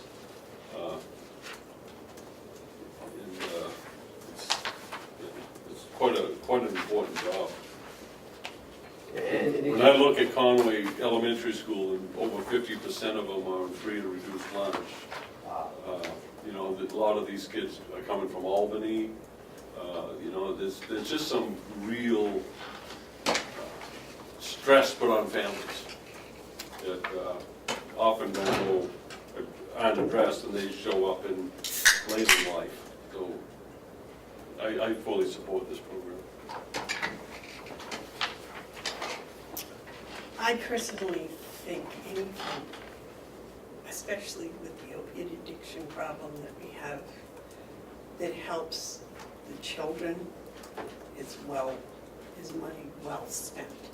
And this, at the rate of, I think it's like $5 per child in the county, is I think, very small money. Cups of coffee a day. Yeah, and these, you know, we have a lot of children that are being raised by grandparents, by aunts, uncles, you know, friends. Some of them are in, you know, it's just not the most conducive to having a good population in the next generation. And I think we need to do everything we can to give them the best start that they can. The schools, of course, pick up a lot, but this outreach is very important, I believe. It's certainly worth $5 per child. So on White Horse Addiction, yes, to 110? I'm okay with that. I think White Horse is more than double what it was doing originally, so I have no problem with that. I have no problem with the child advocacy group. Okay. Sir? David? I don't have any problem. Okay. V&A, 75,000? That's, Not enough. yeah, that's no brainer. I do want to point out, though, that VNA does get money through the state BAS, so I want that Yes. 75,000 sounds like not very much money, but that's our share, so to speak. The state has their share. RSVP is asking for 65,000. It says 60. Right, I 60. didn't have it, I just got this, I didn't have it prior to submission. Okay, because I was gonna make the motion to increase it. There you go. Conservation District is 43.5. She went up a little less than $100,000, $750. I would think that would be just inflation. Okay, 43.5. And Mount Washington Valley Recovery for 5,000. I gotta read this one. Do you have something to say? No, I don't know. This is by, this Wanna is keep an done eye done by Janice Spinney, I believe, who's the executive director, Which one are we talking about? Mount Washington Valley Recovery. That's the ladies that came in and spoke with us? Yes, yep, about the, I think it's the Friendship House, I believe and it's just for women, sober living battered for women. women too, don't they? Don't they also have a Care support battered recovery, women? crisis intervention, yep, I think that's the only one in the county. yeah, that's just strictly women, yes. There's also starting point, which is not this, but it's similar in that it helps women.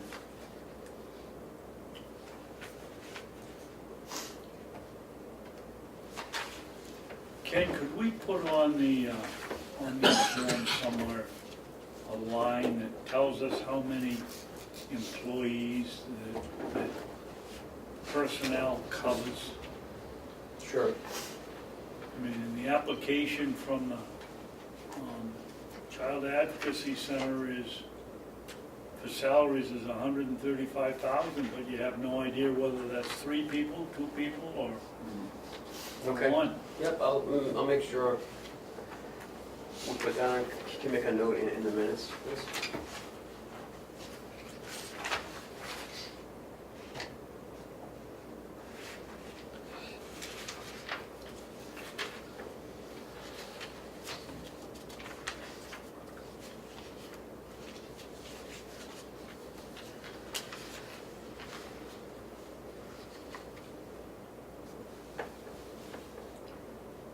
They do get money from the IDN, So how much are they asking for from us? 5,000.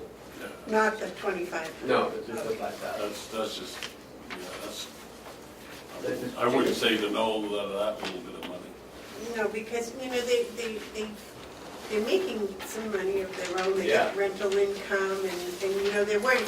But in any of this, even though that's kind of a small amount, I'm sure that they can use every single penny of it.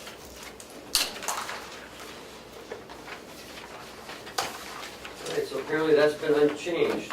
We raised 5,000 on RSVP.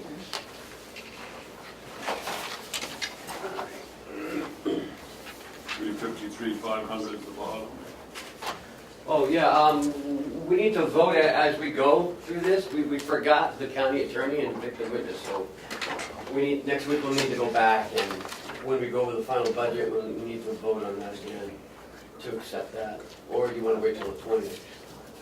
I would just do one final vote, to have it all Aye. clear, just go through it as you need, but, you know, for all intents and purposes, we're included in the estimate. Can we vote for all of the ones we've already done? I wouldn't yet, I'd do it all at once, so that, Well, last week we did some, and then we didn't do some, so it was a Oh, we little did? inconsistent. Madam Chairman? Yes, David? I would prefer to wait till we get them all done, I mean, and then get a total of what the budget's gonna be, or how much the increase is. And maybe at the end of that session, we might have to go through and reduce some of the appropriations we've made if we're getting a runaway budget here. And if we do that now, then we've gotta go through the whole reconsideration act. That's our I'd rather plan. wait. That's our plan on the 20th, is to review the budget one last time, make any adjustments that's needed, and,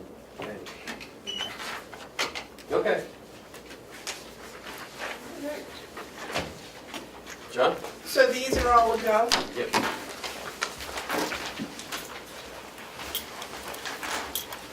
Back to IT. Back to IT, did I miss something? No, Well, we were early, so we skipped to this. Okay. we didn't want to sit here and wait on you to show up. Okay. Fair enough. Went ahead, even though I've got marks all over your paper, because it was the... Okay. John, what, Again, right on, right on. we've been going right down the lines and just stopping if they got questions. Okay. So I got one. Yes, ma'am. Well, we have ups and downs all over the place on this one. Yeah, well, the one that's catching my eye is commuter expense contracts, and also the next one, telephone and internet. Okay. Do you want me to start there or just go down from the top? No, do your thing, I just want you to know when you get there, we're gonna, Okay, so overall, my budget is up about $19,000 this year. We'll go down through and ups and downs all over the place. My 017 training, same as last year. now, let me ask you about that. Yep. Through December, you spent $622. Correct. If we do the Babson formula, divide by 9, multiply by 12, Doesn't come out to 10,000. no. Most of that money will likely get encumbered this year, and it's being held so that we can do training for whatever replaces our ECS system, because we're going to have to do something new. Whoa, whoa, whoa, whoa, whoa. Can we encumber money? We can't encumber it. You don't spend it, you don't, Not unless we have an invoice saying this is what we're doing, or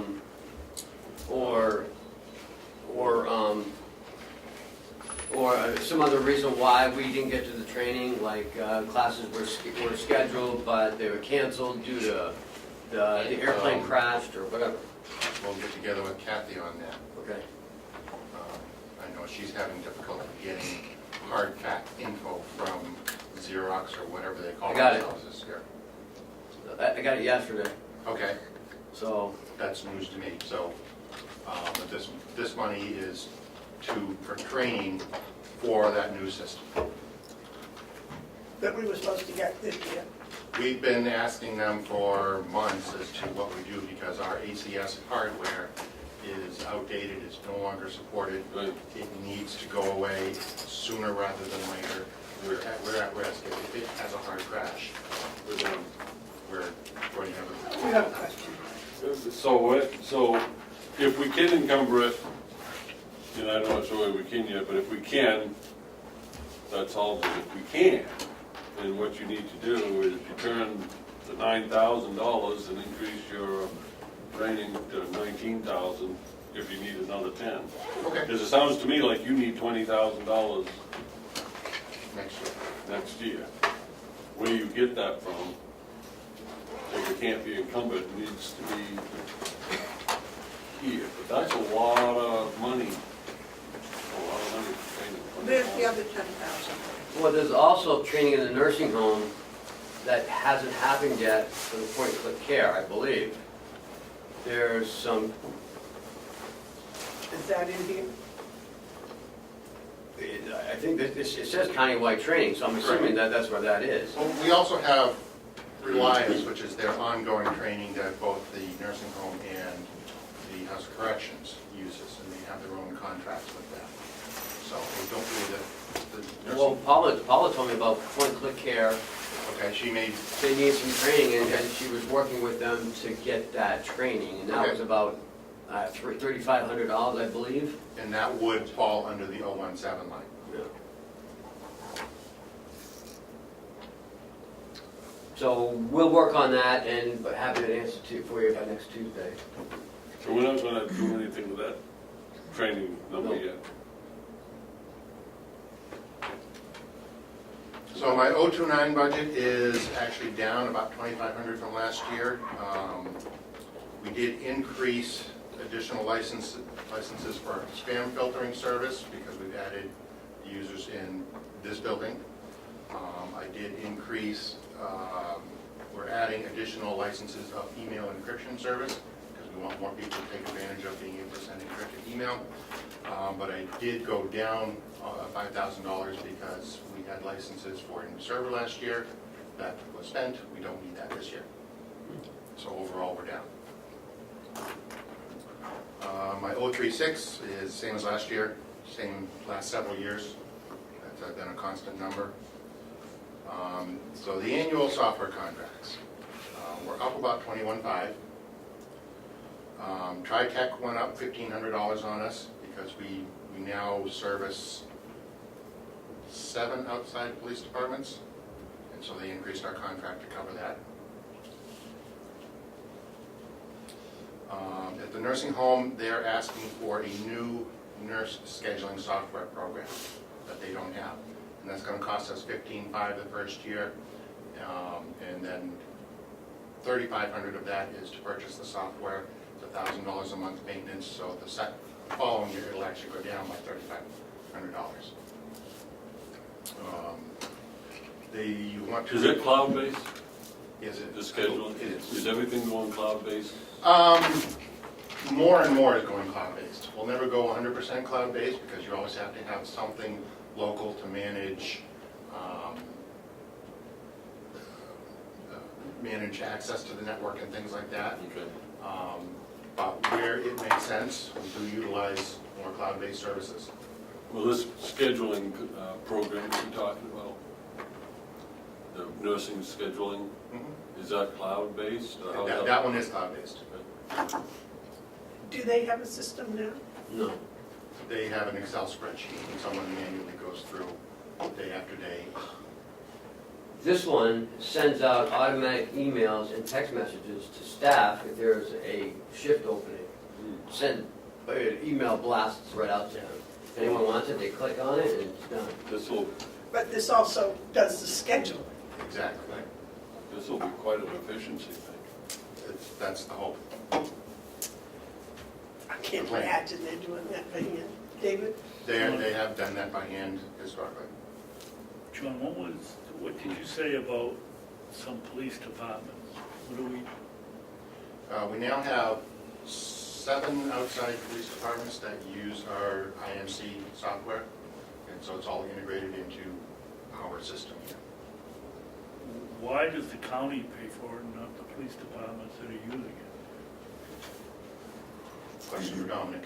I believe, if I can answer that, it's cheaper for us to have it, and as a countywide agency, we're able to support the other departments on the road, and then they have access to all the information, because I think it would cost more for each individual police department. Do we charge them? Well, let me rephrase To the the best of question. my knowledge, no. If we know what the cost is, why don't we charge the town? No, that's something you have to talk to Dominic about. Mark, your question. So what towns use it? You said 7? Bartlett, Madison, Freedom, Tamworth,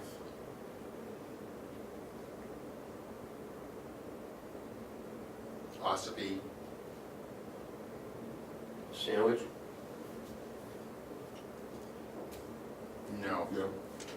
So why are we asking people in Conway to pay for it?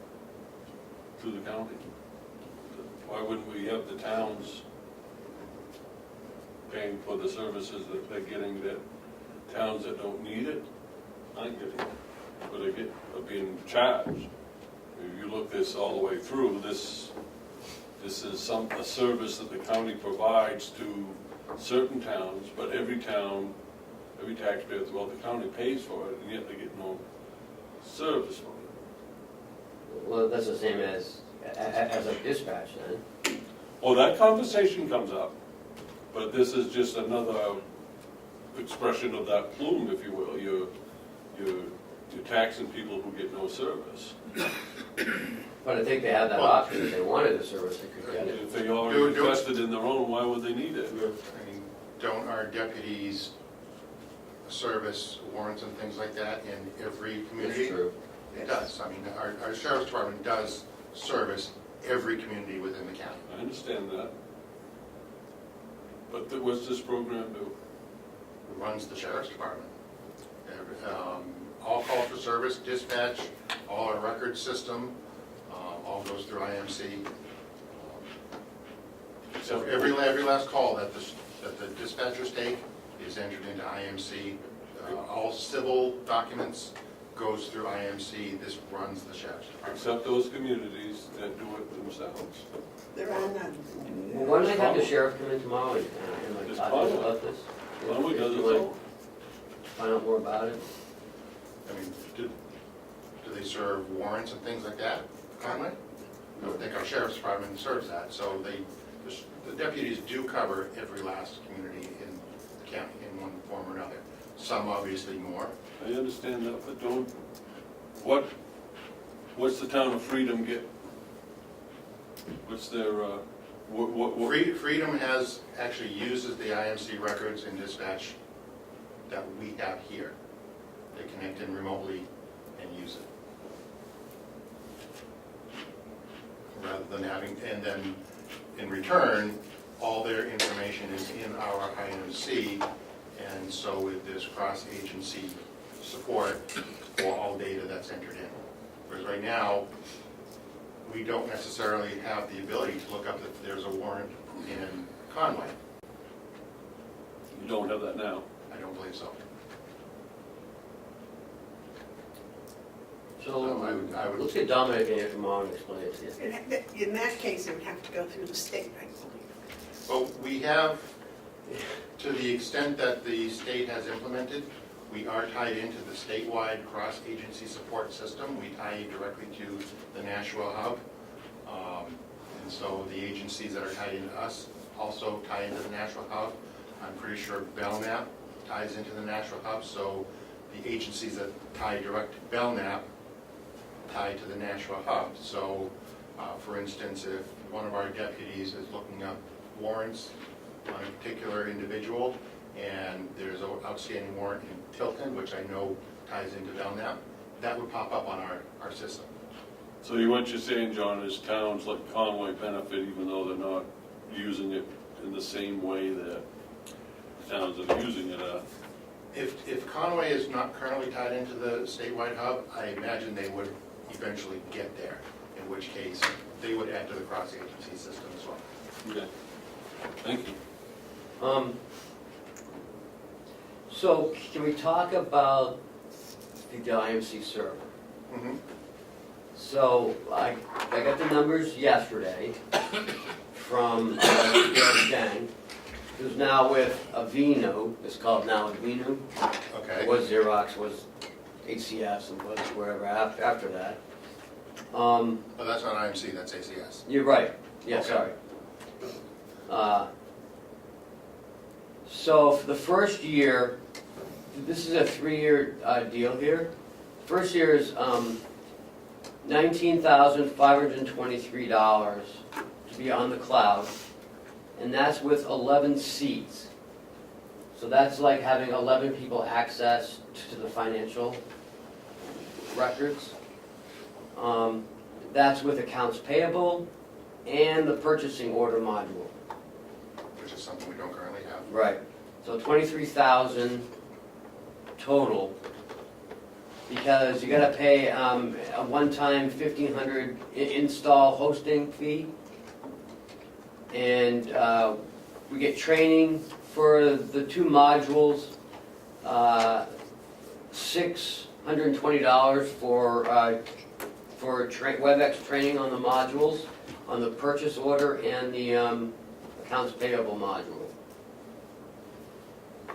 So it's pretty close to what we're paying now, I think, to have that server. The second year, it drops down to $20,239 because the upfront costs are already been paid, and then the third year is $20,985.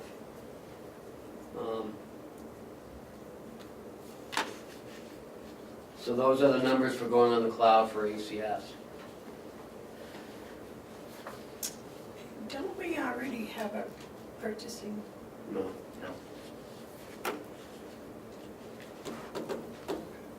Because it wouldn't have worked, if we wouldn't have, and Commissioner Babson noticed because he called the company, until we got the fiber optic, the purchase order or the AP wouldn't work because we weren't connected to the finance office. Now everyone's connected, so we can implement the accounts payable and the purchase order module, which I think will help us considerably. Well, I would think so. Yeah. So, In this case, we're all connected, and that gives us the ability to have our high-speed internet, because this is a cloud-based app. So, Right. we're not connecting to the business office directly, we're connecting to the cloud to accomplish the same thing. And again, that's possible because of the fiber project that we did here 2 years ago. okay, now somebody please help me. We hired a person, we hired Seth to do purchasing at the nursing home. He has a program for purchasing at the nursing home. No, No, No, Spreadsheet no. spreadsheets and Paper. manual paper. in a brain. oh my God. I think I mean, we, a while ago, they went to a store-bought carbon copy purchase order pad. this is 2018. And we're looking to finally Get get that. caught up. Well, the one that worked until last year. And we wouldn't have been able to implement a countywide purchase order system, so if we had invested in something a year or two ago, we'd be replacing it. No, I think you're right on the right path. It's just shocking how fast technology can outpace government. Well, So- what John has done that I know of in the past 4 years has been pretty incredible, I think, as far as bringing us from the paper and pencil to, I think we're on the right track. Congratulations. We're on the right track, we're on a good track, and we are lagging behind, but I think that's the nature of government. You go into some schools and see some of the equipment that they're using, it's 2008, 2009. It's just the nature of it. Government lags behind when it comes to technology upgrades. But I think we're doing well. this has been, so this is all going to be on this new ACS server. No, we don't have a server anymore. It's going on the cloud. Cloud-based. I mean, it's replacing. ACS system. Okay. So we need to add 23,000 to that 115,795. No, No? bear with me, Oh, good. bear with me. More good news. Yes, bear with me. Okay, so in addition to what we had at the nursing home, the House of Corrections added a key management system Yes. where you literally go in, put your thumbprint on, get your keys and go. Last year we purchased the system, this year we're adding $1,500 maintenance fees. So that added into that annual software contract as well. So that's why we're up 21,000 for all these new items. Communications, we went from 21,100 to 40,000. This is, well, we just had this conversation a couple weeks ago. So next year we're planning for it, so we don't have to do it. That's with consolidated, that With whole issue. consolidated, that's the whole consolidated. Fees and services. Exactly. You gotta remember, back in 2016, we budgeted $49,000 Countywide. countywide for phone and internet services. And we promised, I promised, that we'd have savings. We got the budget wrong last year, which we corrected, we've been through this conversation. But this year, we're budgeting based on usage again, and we're at $40,000, which is a net savings of about $8,000 to $9,000 over 2016. And that covers our high-speed internet And that we have countywide, so we can do our cloud-based apps and things like that. Yeah. And we've done it for less money than we used to spend. New purchases, I'm down $15,000 over last year. We spent $15,000 on a new server last year. We don't need that this year. We spent $8,500 on a new website last year. We don't need that this year. And I am increasing how many individual PCs I'm buying this year to make up the difference. But overall, that budget item is down $15,000. Don't have that big expense. Countywide contracts, my contract went down because you guys gave me the long-term contract, thank you very much. I do have $18,000 in there for ACS. Not knowing what we were gonna do, I level funded it. So 18 of your 23 is already in my budget. So we're not increasing 23, we're increasing 5. So we'll update that in here, and that will make my overall budget go up 24 rather than 19. Okay, so what, 28? Oh, by 098. okay, so you got to give me the figure in the line, because 340, right? 128.5 is what I have for 098. Because you're adding 5,000? Yep. 128.5? We also, What did we do to the 115? That stayed the same. Okay. we also added back in $2,500 for virtual town hall maintenance. Last year, we paid the $8,500 to update our website. We didn't have to pay a contract last year. We're going back to paying the maintenance contract of $2,500, so that gets added back in. So what's the bottom line on your budget now? 338, 310. 338, 310. And that's, we're going to have further conversation about the training piece. Yep. David, you have a question? Yeah, my annual question. Have we found any place that will wipe these computers clean and so that we could sell them? There is absolutely no value on anything that I have in my storage unit in the annex. There is no value to them. I will bet with these new computers that you say we have to get, that at least one of them that gets returned or not used will be younger than the one I have at home. If you would like to have one of these old computers that has no operating system or anything like that on it, you're welcome to have it. I will be happy to give it to you rather than giving it to the recycler to take away for free. You're welcome to have it. You can then purchase an operating system and pay somebody to put it on. By the time you do that, I can find you a 2-year computer that has come off of Hewlett-Packard lease from some large corporation that will outperform it by 20 times for the same or less money than what it would take to take this 8 to 10-year-old computer and make it usable again. That's why I said there is no value to them. You're welcome to have it and do whatever you want with it, but I can't in good conscience sell it to anybody knowing that I can buy one already working that is 10 times better for the same or less money than it would take to get one of these old ones running again. So you're telling me the ones that you're going to replace are all 8 to 10 years old? Correct. We're getting that much life out of these computers here. Okay. There are certain areas of this county that, use it to check email or things like that that don't require a whole lot of power. So, for instance, the sheriff's dispatchers, they're on those machines literally 24/7 by 365. They get replaced every other year. Those computers then get moved down. Sheriff's deputies, the civil department, or now that we're countywide, I may take some and move them to a whole other department because their department doesn't own them. IT owns them. We've been able to do that for the last several years. And so I move them down according to usage and need. So that's why they're 8 to 10 years old. That's why they're 8 to 10 years old. Thank you. You suppose one of those might shake down to the commissioner's office? If you'd like an additional one, I can find one. Mark, you have a question? The only value that there would be is if you could set up a system to extract a small amount of silver and I think maybe some mercury in them, but that's just not worth it.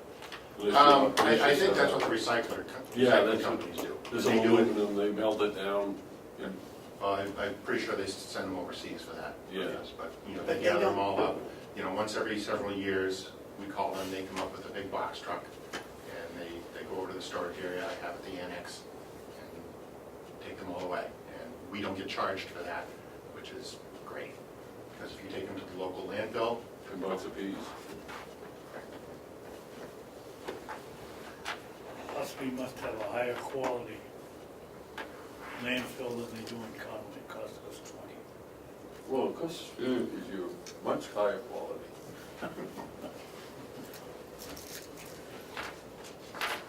Okay, so. Nice job, John. We're gonna relook at training on Tuesday, on the 20th, before we finalize. I'll get with you before that, on Monday. No, Oh, that's right, you're on vacation, I'll be in Las Vegas next week. so we'll have to. I'll be available by phone if you need me, but So we passed your budget, you go to Vegas? Yeah. I don't have the money yet. He says those computers have no value, yeah. Yeah. Yeah, Ah, okay. But you will just itemize out what the training is going to be for us, so You gotta look at whether you need encumbrances or more money. who would like to pay it.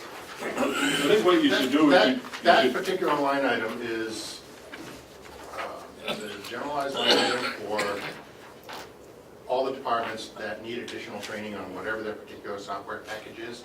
At the beginning of the year, it's never targeted toward a specific item.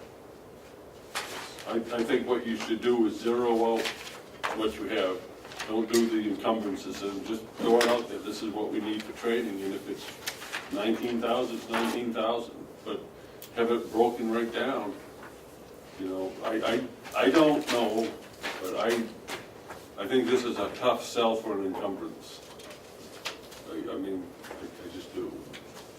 Unless Paula has already, Yeah, has a, Commitment? right, that she's, I'll check with her. If she does need some of that money this year, we'll make sure she gets it, because that's exactly what this is for.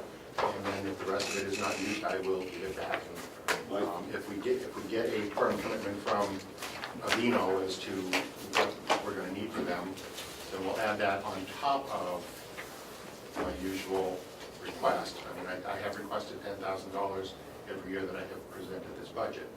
My preferred approach is if you don't spend the money, you turn it back. It's a surplus. It builds trust. You're not just going out and spending at the end of the month because you have the money. You send it back and then you ask for it again. And you go through that exercise. I think it builds confidence, trust, and it's the best way to do it. I have no problem with that. Many of my line items actually went down this year because I don't need the same amount for next year.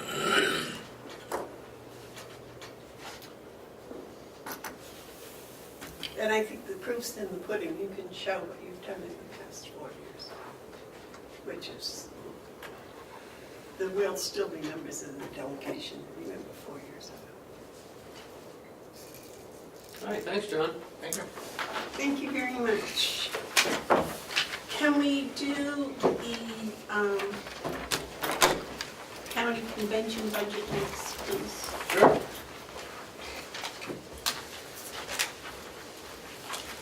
What page is that? 23.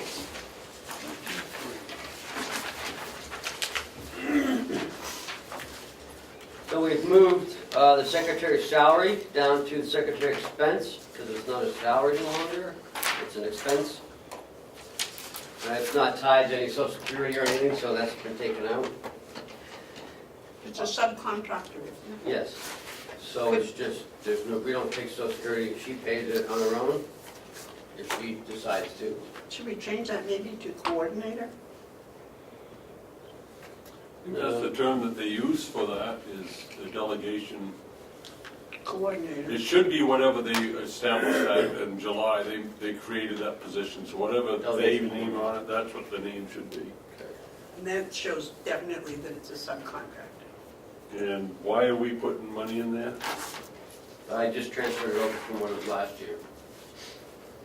They change this when they come in, so. Okay, so it's a placeholder, Right, that's all it is. okay. So I didn't put a performance audit or a performance review or whatever, a critique. This year, so it's reduced. It's just 26,000 less. If they wanna put something in, I'd allow them to do it. Would that be just a contingency fund, period, general? No. It had to be Specific bonded. item. Why would they need new equipment line at all? What did they buy for equipment? Nothing. Travel expense, that's about right. Meeting expenses.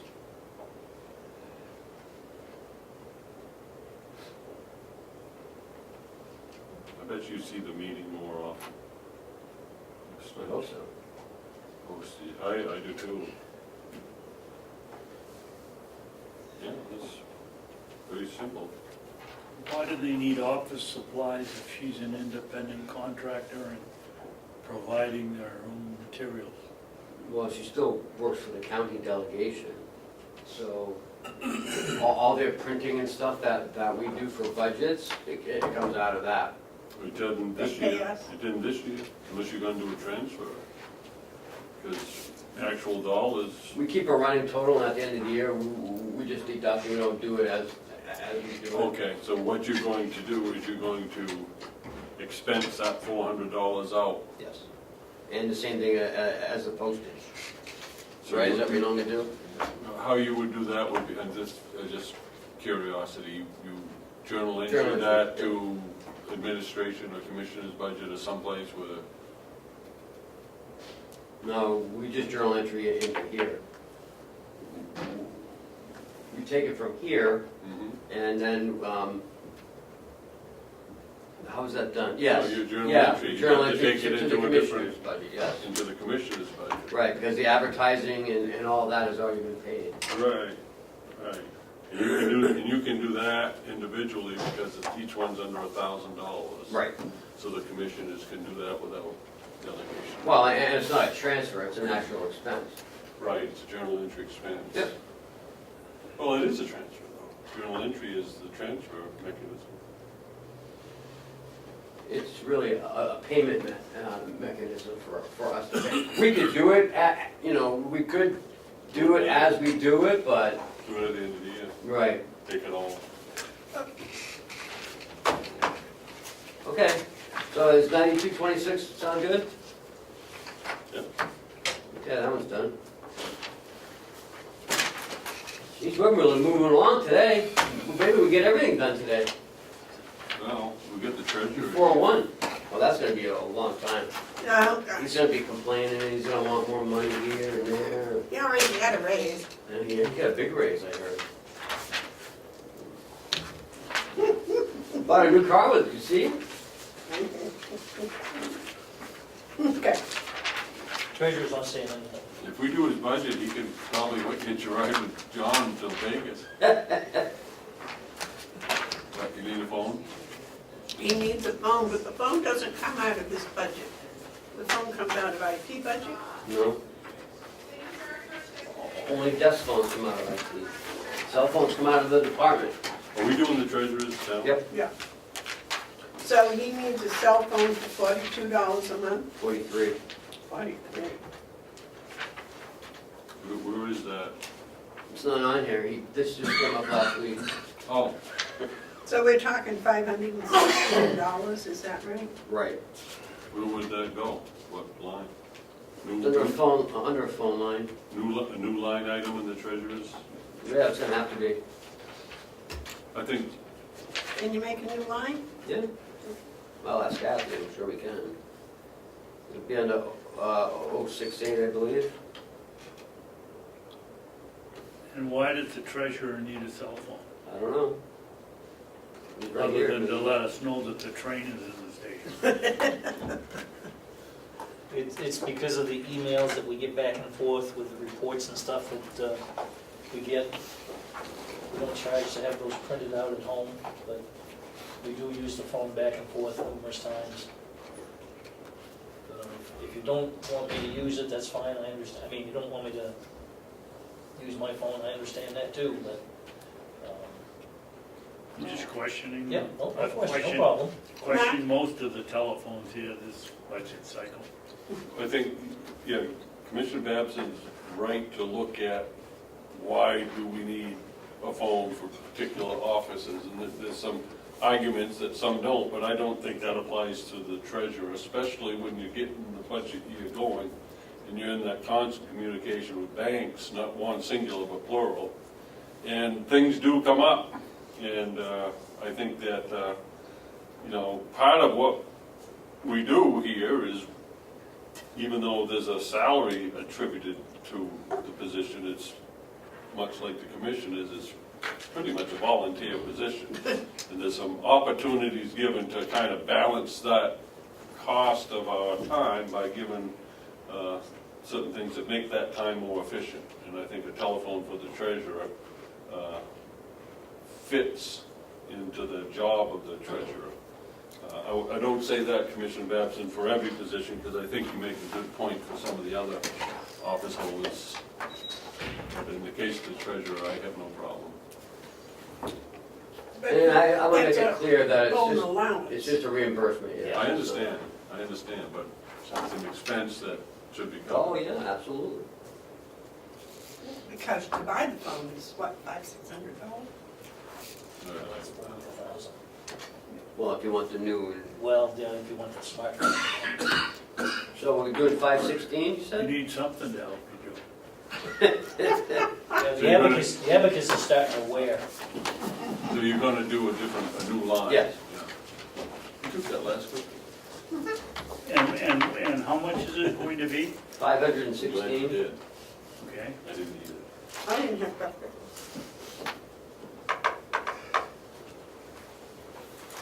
So that puts you over 9,000.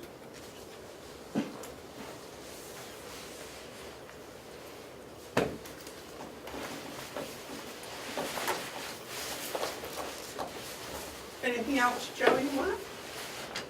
Oh, don't ask me that. Well, now that you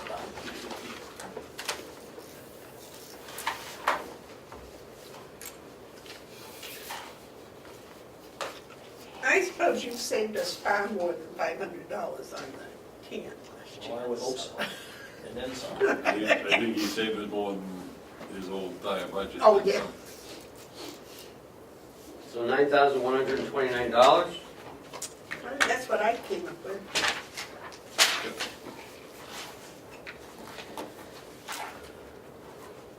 Do you have anything you want to share with us today? Other than the fact that we're progressing financially sound. We haven't hit our tan as heavily as anticipated, which is a good thing. Haven't hit it at all? No, we have hit it. We haven't got to that Come on, point. yeah, we're not at that point yet. Mike, you have a question? I don't want to put you on the spot, Joe, but I didn't know if you had a chance to review and if you had any comments in your reading of the audit. Well, truth be known, I haven't had the time to actually go through the audit, but I do believe we're in considerably better shape than we have been. You know, we're heading in the right direction. We got a little ways to go still, but we're heading in the right direction. And quite frankly, I really look forward to working with the new delegation and commissioners also to make sure that we continue that process. Do you know what our credit rating is right now? I don't know the official one. I'm not a big fan of credit ratings because there's a whole variety of things that enter into it. I'm more of a big fan of knowing people personally, if you will. You know, credit rating is a national type thing, and while that certainly carries some degree of importance, I think what really cuts to the chase is the fact that the people who do business with us know us, and vice versa. If I had to guess, I'd say we're probably AA maybe, Ken? Or B, AA, something like that. I think we were BBA before, but then that was before we had the supplemental, and, I mean, there was a whole bunch of, That dip kind of raise came with it. yeah. It takes a while for it to come back around. I mean, that's one of the reasons why I'm not a big fan of credit ratings. You have an instance where something, one item happens that causes an issue, and everything just, drops right down on ratings, and it takes forever to get it back. Right. So I like your old school approach, Joe. I think it's, you know, you're dealing with the people you're dealing with, and you rate it accordingly. But just the fact that we didn't even tap into our can until May, Right. some indication of our financial stability.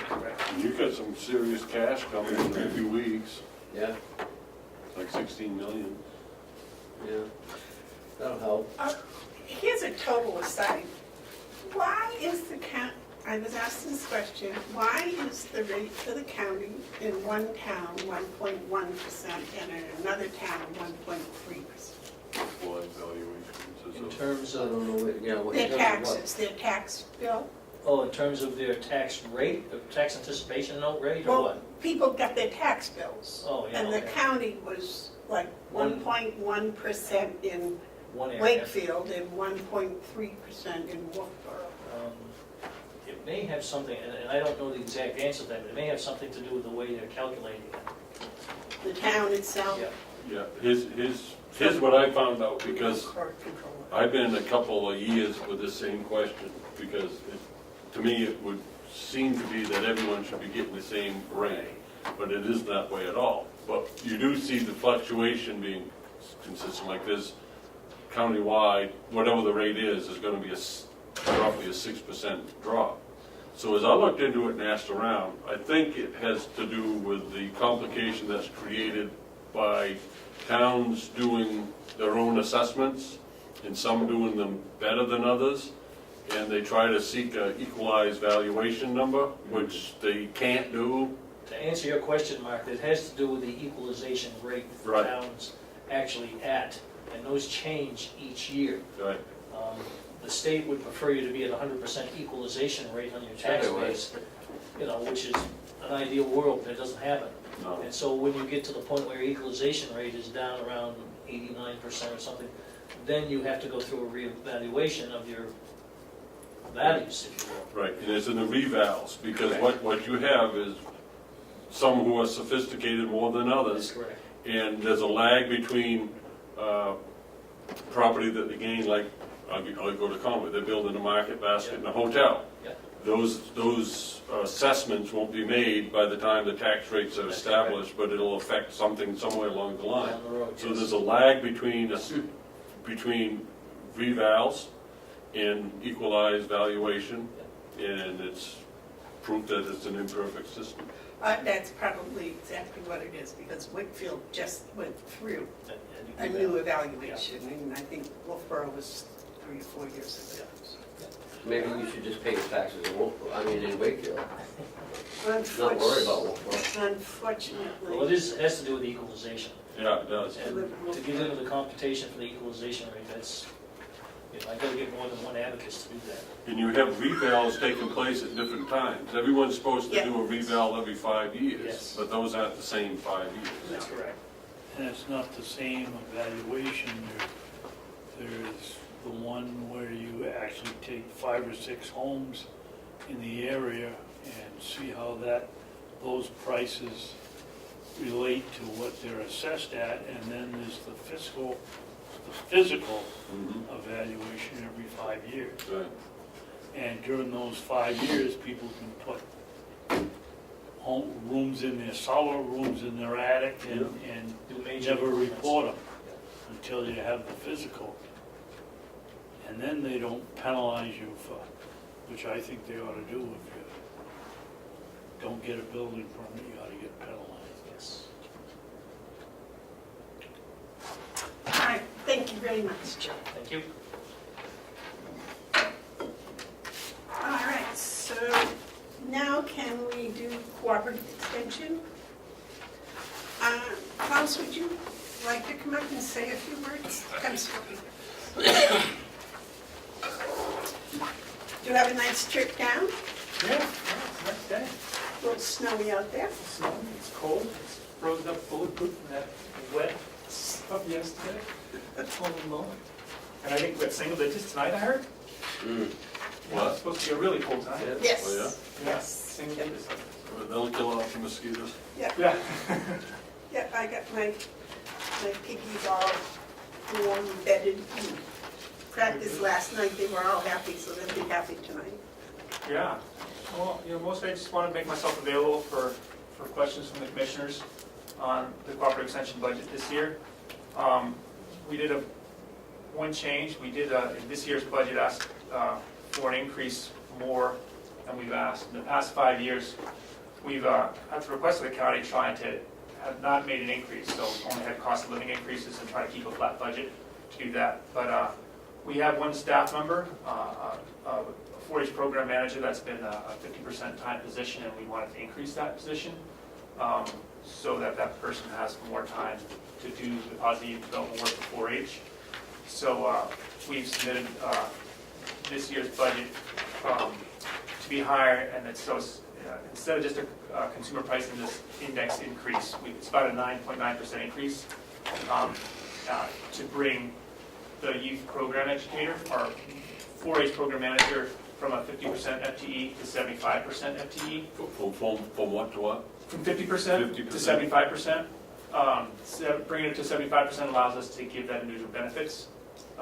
Today's work market, job market is competitive enough, so we want to make sure we keep staff around for one, and also we're able to do more work. There's been a few of our education goals and priorities that we have had a hard time meeting without the staff time to do that. So by increasing the staff time, that's a benefit. So this year's request is more than years past. So I just want to make sure that I can answer any questions about that. You have a question? Yeah, Klaus, I've always liked, when I grew up, I didn't do 4-H, but I always was jealous of those who did. And I know that there's been some activity in Carroll County with 4-H, positive activity. Yeah. Do you have numbers of how many student participants there are in Carroll?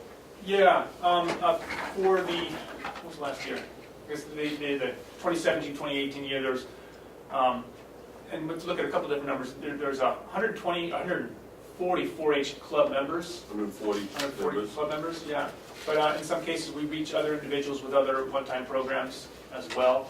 So if you look at our youth outreach models, we have the 4-H club, which is kind of the thing that people see and hear about most.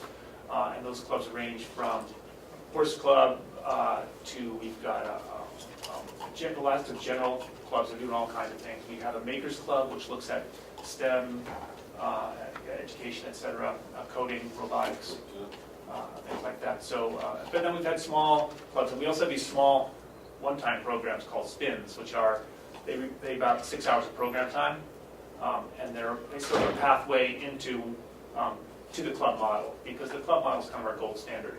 In 4-H we talk about positive youth development, and that works when we see youth continually over a period of time.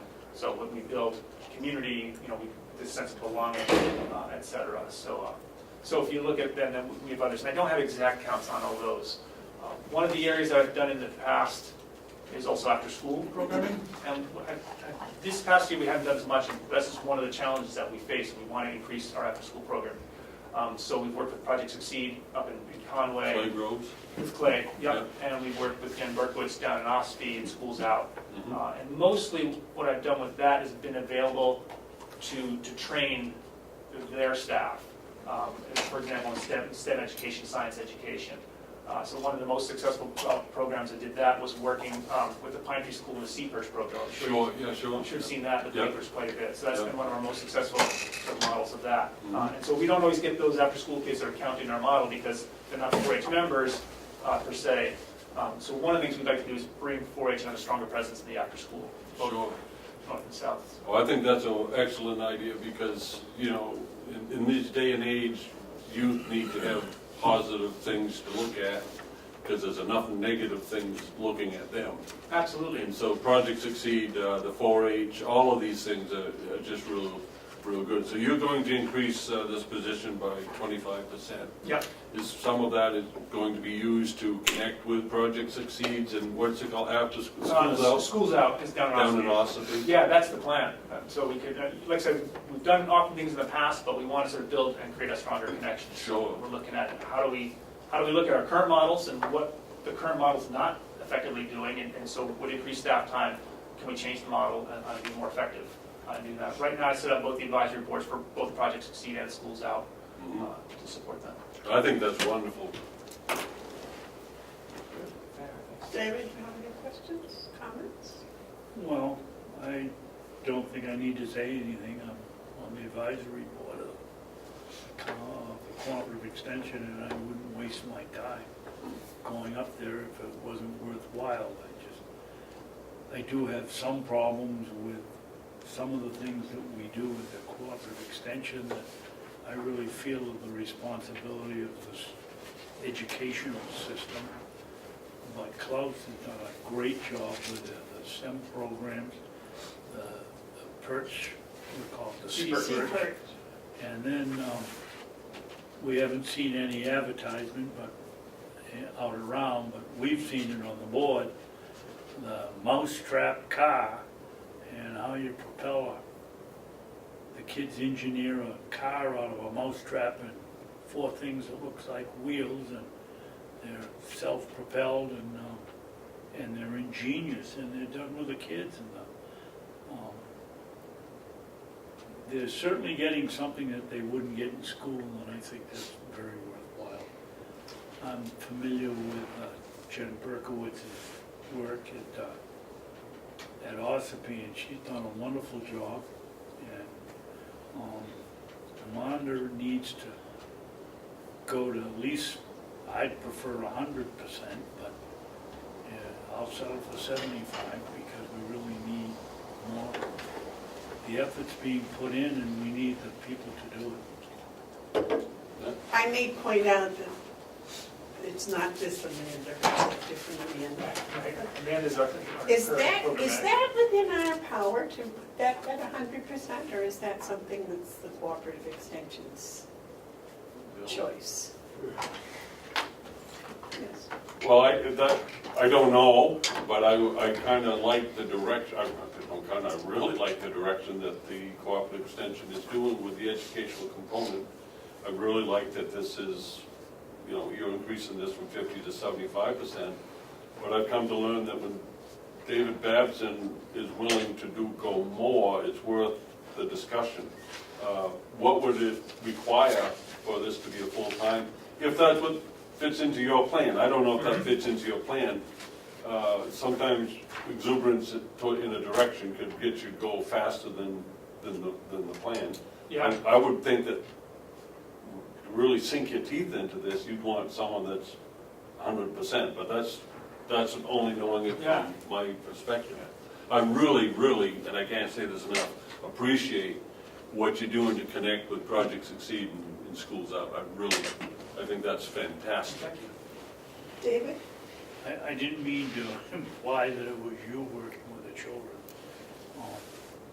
No, I just thought you wanted me to go to 100%, which I think is wonderful. That would be about 100,000. I think Amanda Roy works 100% of the time now and only gets paid for 50%. 50%. She works 75%, which is from a temporary grant. That's But I mean, she puts in more effort, more time than that. She gets paid for that. But my experience with her, she's always working. She does work hard. I work hard to make sure she doesn't work more than she's being paid for, and I'm conscious of that when we have conversations. There have been a few times, for example, recently both in Belknap County and Stratford County, they were without staff, and so Amanda helped transition them until they hired full-time staff. Yeah. So when she works above the 50% time, it's not always concentrated in the county. So by being able to increase it to 75% or 100% on time, we would then have her in the county. So sometimes we have grant efforts or money from another county to do that. So it does pull her out of the county to do that. So she is working more, but not always concentrated here in the county to do that. Well, there's that, and I forgot to mention, most people don't know that Carroll County now has a dairy club that's been very successful at the fall fairs. They've got 5 or 6 cows that the kids come and take care of it, and they've entered. Would you like to explain where those are at? A little more publicity. Oh, well, the animals, if they can't keep them at home, which none of them do, they're kept at the Remick Museum, and we don't charge anything for keeping the animals there, but the kids come and train them and clean them up, and it's been very successful so far. So there's a lot going on. The horse club is around. The steer, for the working steer is, I think, down to 1 or 2 participants, but that's because nobody has them anymore. I just think it's a very good investment. Thank you. Mark? Okay, so I'm just gonna do some what ifs. You've got a $23,514 increase over last year's request, and the bulk of that is attributed to this going from 50% to 75%. Yeah, there is, If in we put that, another 23,514 in your request, could you make this a 100% position? yeah, and so, let's see. The figure that I have, because I asked our budget office, so what would it be for 100%? And so it's 23,740 is what I have, but maybe Okay. it's 5. It would be 38,200 or 38,209. On top of the 238? Nope, that would be total. That's including the Say that number again. 38,209 would be the total increase above the 2018 budget. Okay, so what's that give us for an amount, I guess? That would be 277,389. I would be supportive of doing Just a that, little bit. and let the delegation have this conversation. You know, there is so much that can be done that I think it's worth the conversation and the investment. I'd like to see us do that. I'd like to see us support 100% position, funding of this position. That'll do a number of different things. It'll inspire Amanda, not this one. I'm already inspired. But I would second a motion to do that. Well, you want to make a motion? I shall. No, I don't. Only because Okay. I'm on the, may I finish? Only because I'm on the advisory board, I think it's a conflict if I vote. I certainly support it, but I don't think it's very fair of me to vote in this case. All right. I'd like to make a motion that we up the Cooperative Extension Service budget amount to $277,389 to increase the 4-H coordinator, is that her? 4-H program manager. 4-H program manager to 100%. Second. Is there any discussion? All those in favor say aye. Aye. Aye. Please let the record show that I abstained.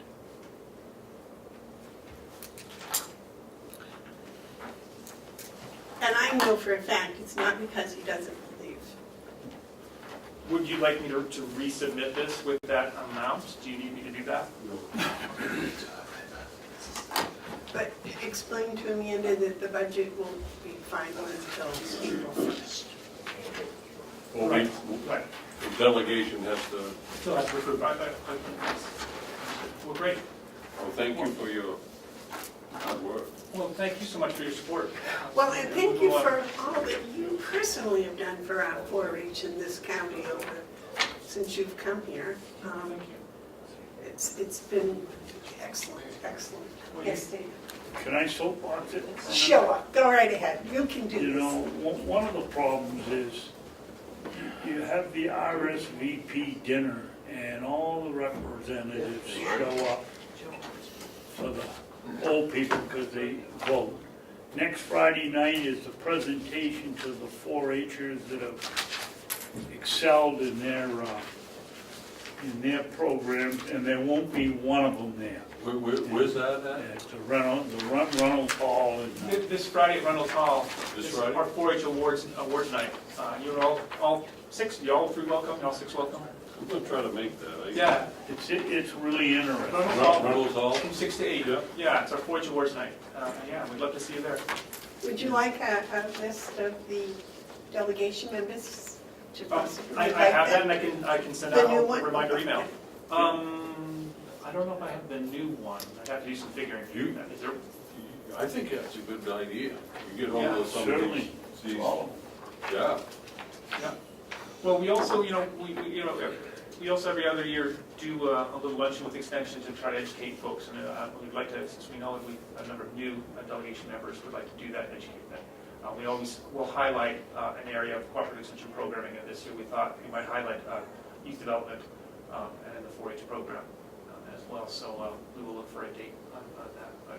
but not to sell that short course, that's more of a schmooze. This is the real thing. kids, when that little kid got up and spoke 2 years ago, I don't know where he placed in the state and what the program called it, but they have to get up and speak in front of the whole body, and that kid did just an amazing job.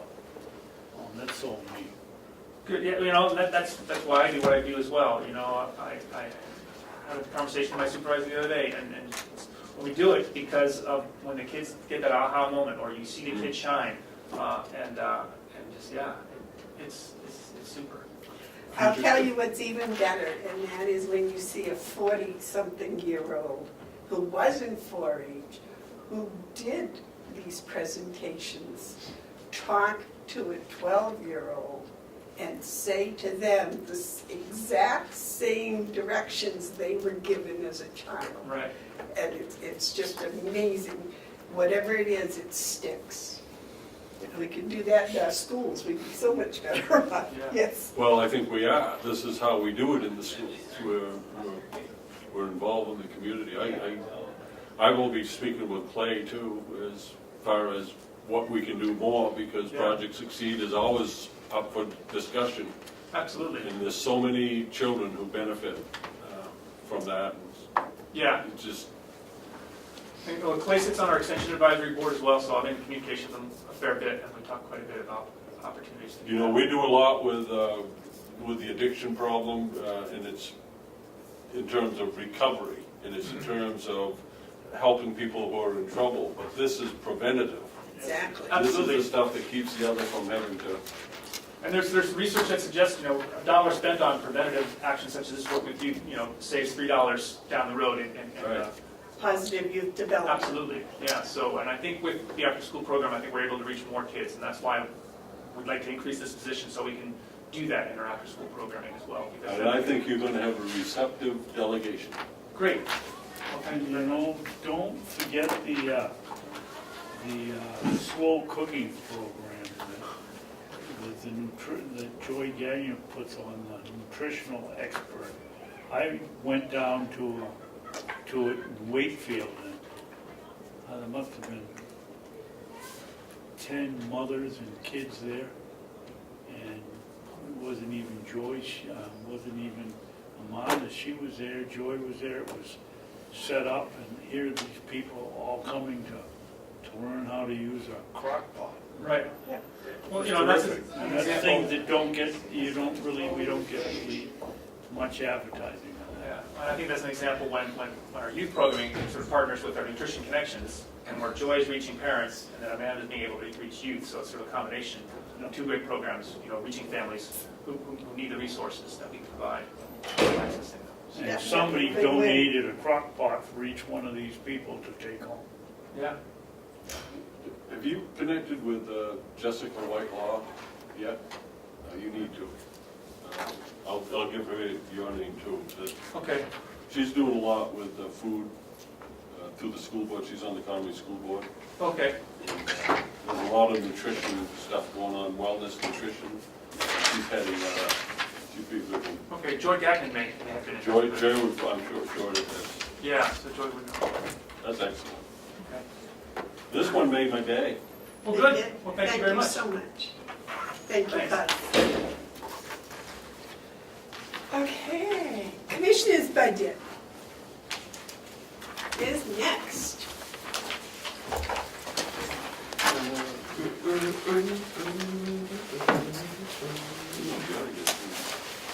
Well, I can add some more stuff if you want. I got one. We have some stuff for tomorrow, we can knock off today if you want. Yeah, but don't we have a non-public, We have, non-meeting? we have two non-publics tomorrow, but no non-meetings. Today? We don't even say. Says on the sheet. It says on the sheet we got a non-public. No, we're only doing budgets today. Mine it doesn't. The one we got in the email. We need to Oh, get yeah, this two. one does, Jeff. Okay. So, first off, overtime $1,000, same as last year. Administrative salaries, I need to bump that up. I forgot to add in sick time buybacks, Okay. so we need to bring it up to 301, 363. Does that include an administrative assistant? Yes. Well, the 291 does as well. That's the only reason why it's up is because there's an admin assistant, full-time admin assistant for 33,280. How many? $16 an hour, 32,280. Okay, but that doesn't include the retirement and insurance and stuff? No, the retirement is 2,000. Well, that'll all be reflected Yeah. down below. Yeah. Can we take a moment Sure. on that administrative assistant? Mm-hmm. And of course, I'm in full support. Are we able to hire this person now? We don't have the money? No. If we had the money, would we be able to hire this person now? Oh, sure. What I'm gonna do is December 10th, if we have the meeting on December 10th, my plan is to ask the delegation at that time the permission to hire. Because it's gonna take weeks to put in the paper, interview, and be ready to go by January 1st, or the 1st, or Why do you need their permission to hire? I want to, because I need the money in the budget, and I need them to say, yes, we'll put the money in the budget for next year. Yeah, what if they're not willing to say that until March? Then we don't get till March. I think it'll be a different delegation. I think that if they give us their word, they'll keep it. But if they continue, if we continue to go like this, I mean, I just got the revenue last week, and here it is, November, the middle of November. We cannot continue. No, it's ridiculous. We just cannot do it because it's just not going to happen. We just cannot do it. Okay, so I'll go along with that plan. If they want to let us transfer money and we can hire immediately, then that's fine too. That's what I would prefer, but. But we. But then you gotta get a guarantee that they're gonna okay it when the budget comes up in March. Right. Because you don't wanna hire somebody and have That's them the go problem, out. it's not in the budget for next year, but if I get the guarantee at that meeting, then I feel at least better about it. Right. And the fact that if we hire someone, they have to be trained. Yeah, plus, it's gonna take weeks to advertise, interview, get the right person. You wanna take your time. Well, trust me, we had a meeting yesterday, and we're taking our time. Okay, so that line is now. 301, 363. And it includes buyback for myself, Kathy, and Cheryl. That's sick time, Yes. That brings everybody back to 280. 280 hours. Yes. Next is commissioner salary set by the delegation in this year. So does David Babson get more? No, he's down with everybody else now. I get a cut. He They got finally got you, they cut you back. They did. Social But they Security is, didn't cut it anymore. Social Security, if I can, that's good.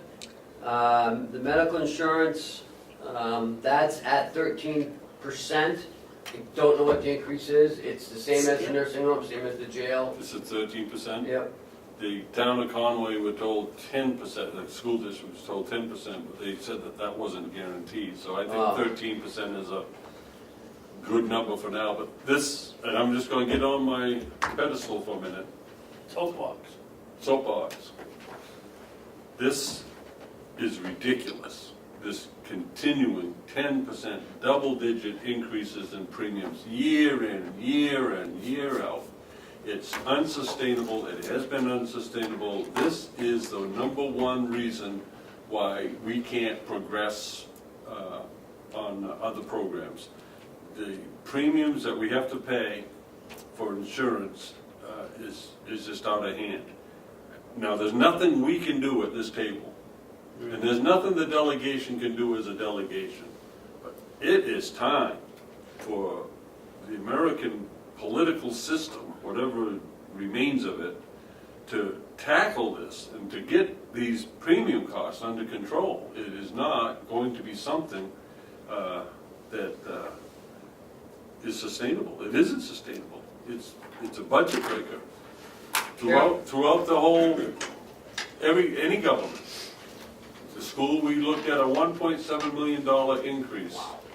1.1 How of much, it, Mark? 1.7 million was the first budget. And we're gonna do some things with that, but $1.1 million was an increase in insurance premiums. And that's on top of the same amount last year and what's coming next year. This $1 million increase year in and year out is something that I hope is addressed soon, because it's disheartening. Do you think what you could do with $1 million for something like cooperative extension? I know, but in the private sector, it's the individual that's getting clobbered. Mhm. It's just outrageous. Carroll County's been doing very well with only, over the past 2 years, the highest we've got is 4% increases. We've been doing it very well. But they always tell us, not to exceed 13%, but it drops down to 4%. We've been doing very well. Now, the first year I was here, it was, I believe, it was a 9% increase that we got hit. But the last 2 years have been 4%. So, which I don't think is reasonable, I guess, but still, the healthcare in America is out of control. Pharmacy prices are out of control. David? Yeah, Kenny, it looks like we're going to have to transfer to cover our budget this year. Yes. We're gonna, the old 9, 9, and 12 theory, we're gonna come up about $20,000 short. Mm-hmm. Yep.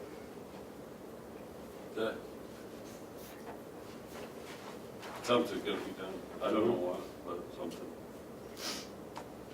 Medical care ought to be a right, not It should be a Maybe- necessity. Maybe in your retirement, you can work on that. No, retirement is called you don't work anymore. No. That's what retirement means. Then retirement equals no work. And move down to retirement. That's There you go. segue. That's Segue. that's for what we have in the budget. Yeah. Madam Chairman, Yes, David. I think maybe I just misled you and the public. I meant to say that medical care should be a right, not, and everybody should be entitled to it, equal quality. Here's the thing. In America, we have the best health care providers that there is, bar none. People flock to the United States for their medical care. We have great hospitals, great doctors, great provisions. And they're accessible.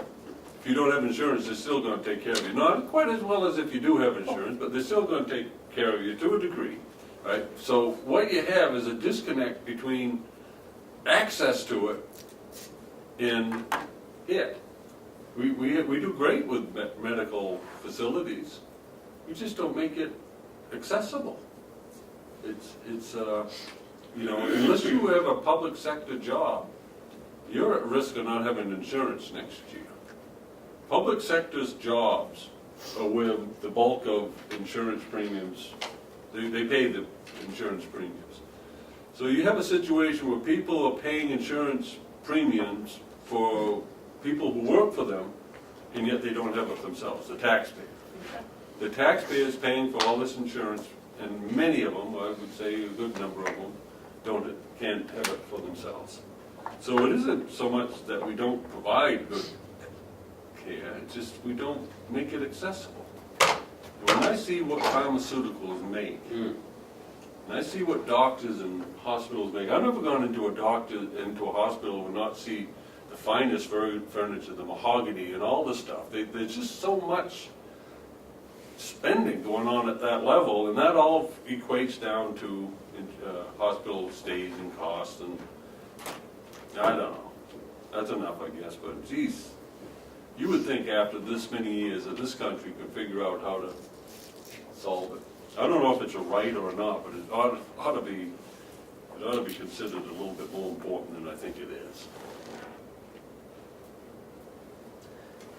The dental insurance is, I budgeted 10% over this year, so we'll see what happens. Education and conferences, that's the Primex convention and the county conference. That Primex convention is a lot of fun. Yeah, and plus, That's a very informative, oh, they have a lot of training now. Yeah. We really took advantage of that. yeah. But if you use the 9 and 12 theory, it comes out to $2,533. We didn't go, no one from here went to the Association of Counties meeting, convention this year, out of the commissioners, and stayed over and participated. Most everyone that went drove over that. Right, so that's why that was lower this year. I didn't feel that I was gonna gain anything by that venue this year. It was way over in Ossipee, and we were short-handed in the office, so I didn't feel I should go. I just went because we were invited to sign the MOU. Yeah, and you didn't, Cooperative right, extension. and you didn't stay over No. or participate in any of the activities, so. So Amanda went so she could bring back the cornholes, The what? cornhole game. Jason brought those back. Yeah, no. I just went for the free meal. The Medicare expenses tied to salaries. Office supplies the same as this year, no increase. Dues to license subscriptions, the same as this year. Postage, the same. Advertising, the same. Telephone reduction, because of the $43. So reduced it down to 25 from 32. Annual reports, reduced it to 750 from 775. They were adequate this year, and I think it was one of the best annual reports we've had. Oh, I liked it. I liked the pictures very much. Mason did an Oh, he outstanding did a job. great job. They weren't adequate, they're the best one we ever had. And then, yeah, and and everyone get their reporting time except the delegation. That's right. Yeah. I don't think they'll have that issue anymore. And we were able to put it online, even though we weren't able to publish because we didn't have the information from the delegation. But we were able to make it available to the public in both the newspaper and online. So I have heard of only one complaint that it was late. One complaint out of 47,000 people isn't too bad. Travel I reduced because of the use of the 3 county cars. This is just mileage to and from the meetings, because we commissioner from up north, and those times that the county car is not available. So that's been reduced. Wait a minute, the commissioner from up north, that's me? Yes. I was the one that caused this? No. Well, you helped. Well, I mean, I'm not any farther away than Commissioner Saunderson was. I think he was further, to tell you the truth. So I think you actually made a big difference. Saved you money. Yeah. Ossipee town taxes are level funded. Copy expense is up a little bit. And new equipment is down to 3,000 this year as opposed to 4. What are we getting for new equipment? I was thinking of some better chairs up here. You don't like that chair? Quite happy and content sitting in one of these that work this. We don't need a new chair because Commissioner Babson gets leg cramps. I'm here, if you have a new chair or not, I'm not gonna be Well, here. well, that's why I'm. And get you a bucket. Be a boss. And we do need a new chair for the new administrative assistant. So, You know, one thing, Ken, I think we could do a better job is copier expense. Coming in here frequently, we copy an awful lot of stuff 1, 2, 3, 4 times that we don't need to. We could do a better job managing it. mention. Yes, sir. I think we could if I didn't have to make copies like 2-3 times and then That's you true. forget to bring them in and then I gotta make copies again. I'm here and with my double pack from you liking to I have push- to make push copies green for- buttons apparently. Every Yeah. week I gotta make copies for, for everybody up here, so. Don't, unless you're guilty, don't take it personally. No, I'm just Oh, giving no, you the you're reason just- why it's up. You just, Now, what I'd like to do is buy a big, like a big 75-inch TV screen and we could project it on the wall, then you don't need all these copies. But then you're gonna say, oh, I need copies because I gotta bring it home and look at it or something. So I gotta keep it'd making be pretty hard copies. to lose that wall, wouldn't it? But you'll want copies to take home. No, I'll worry about losing the wall like I lose everything else. So in other words, there's no way I can reduce copies. And you can't make him happy. Can But we? there's nothing I can do to make them happy. I was just gonna say, he likes complaining about the copies. Write it down on a 2x4 and give it to him, see how he likes that. Have it imprinted on his head, is that what he's talking about? Oh, that's not nice. Oh, dear. Oh, dear. So the budget's at 20,000. I mean, What? sorry, 10,000. So 10,200 What budget's up 10,000? euros. And went from, because we went 291 to 301, that's 10,200 and something. That's all the budget is up after we hire, 100 times 10,000, 84, 0. no, it's up more than that. It's up $120,000. Yes. $120,000. But Well, most of that is insurance. half of that is the administrative assistant salary plus benefits. When you start adding in insurance and everything, and then the other bulk of that is the Medical insurance. insurance, right. So, That'll be coming down But- by March, but I don't know when. Okay, back to the administrative assistant. The actual pay is 32,280. The retirement was 2,000. No, 33,280. 33, can't read my own writing, I'm sorry. The retirement was 2,000, Well, 1775. okay. Medicare's 482.56. Okay. FICA's 2,063.36. insurance, medical insurance, it depends if it's a family or No, a yeah, single we don't person. So figure family, what would that be? 27,000. Here you go. 27. Yeah, for family plan. Up 10%, 13%. I still don't know. I wish somebody could do some investigation into, like some of the schools are their own insurance company. What's that called?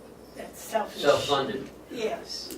You gotta We're be- not big enough yet. Well, there's some issues with that because there's some catastrophic costs. You save in the beginning, but then if you go to another, say you self-fund for 1 year, and then you go to an insurance company the next year, you're paying you're still catching, because your bills are coming in 3 months later, and you're going to an insurance company, so you're paying that on top of the 3 months coming in. The first couple months, you don't pay anything because there's no claims coming in, but it catches up at the end. Well, I think that's the idea. It has to be a seven-year plan. You've got the I don't administrative want to cost of all this I don't want to stuff. self-fund it for 7 years. You don't wanna have 1,000, 2,000 people working for you before you can start talking Well, about it. that's what I'm thinking, we're just not big enough. We don't even have enough people to do, ER stuff, so. Okay, so that's the commissioner's budget. Special fees and services. So I went up on the county auditors, 5,000, because we have, the sheriff has grants over 700,000. So we have to do a separate audit for that. Why? Because it's a federal law. It's a Gadsby law.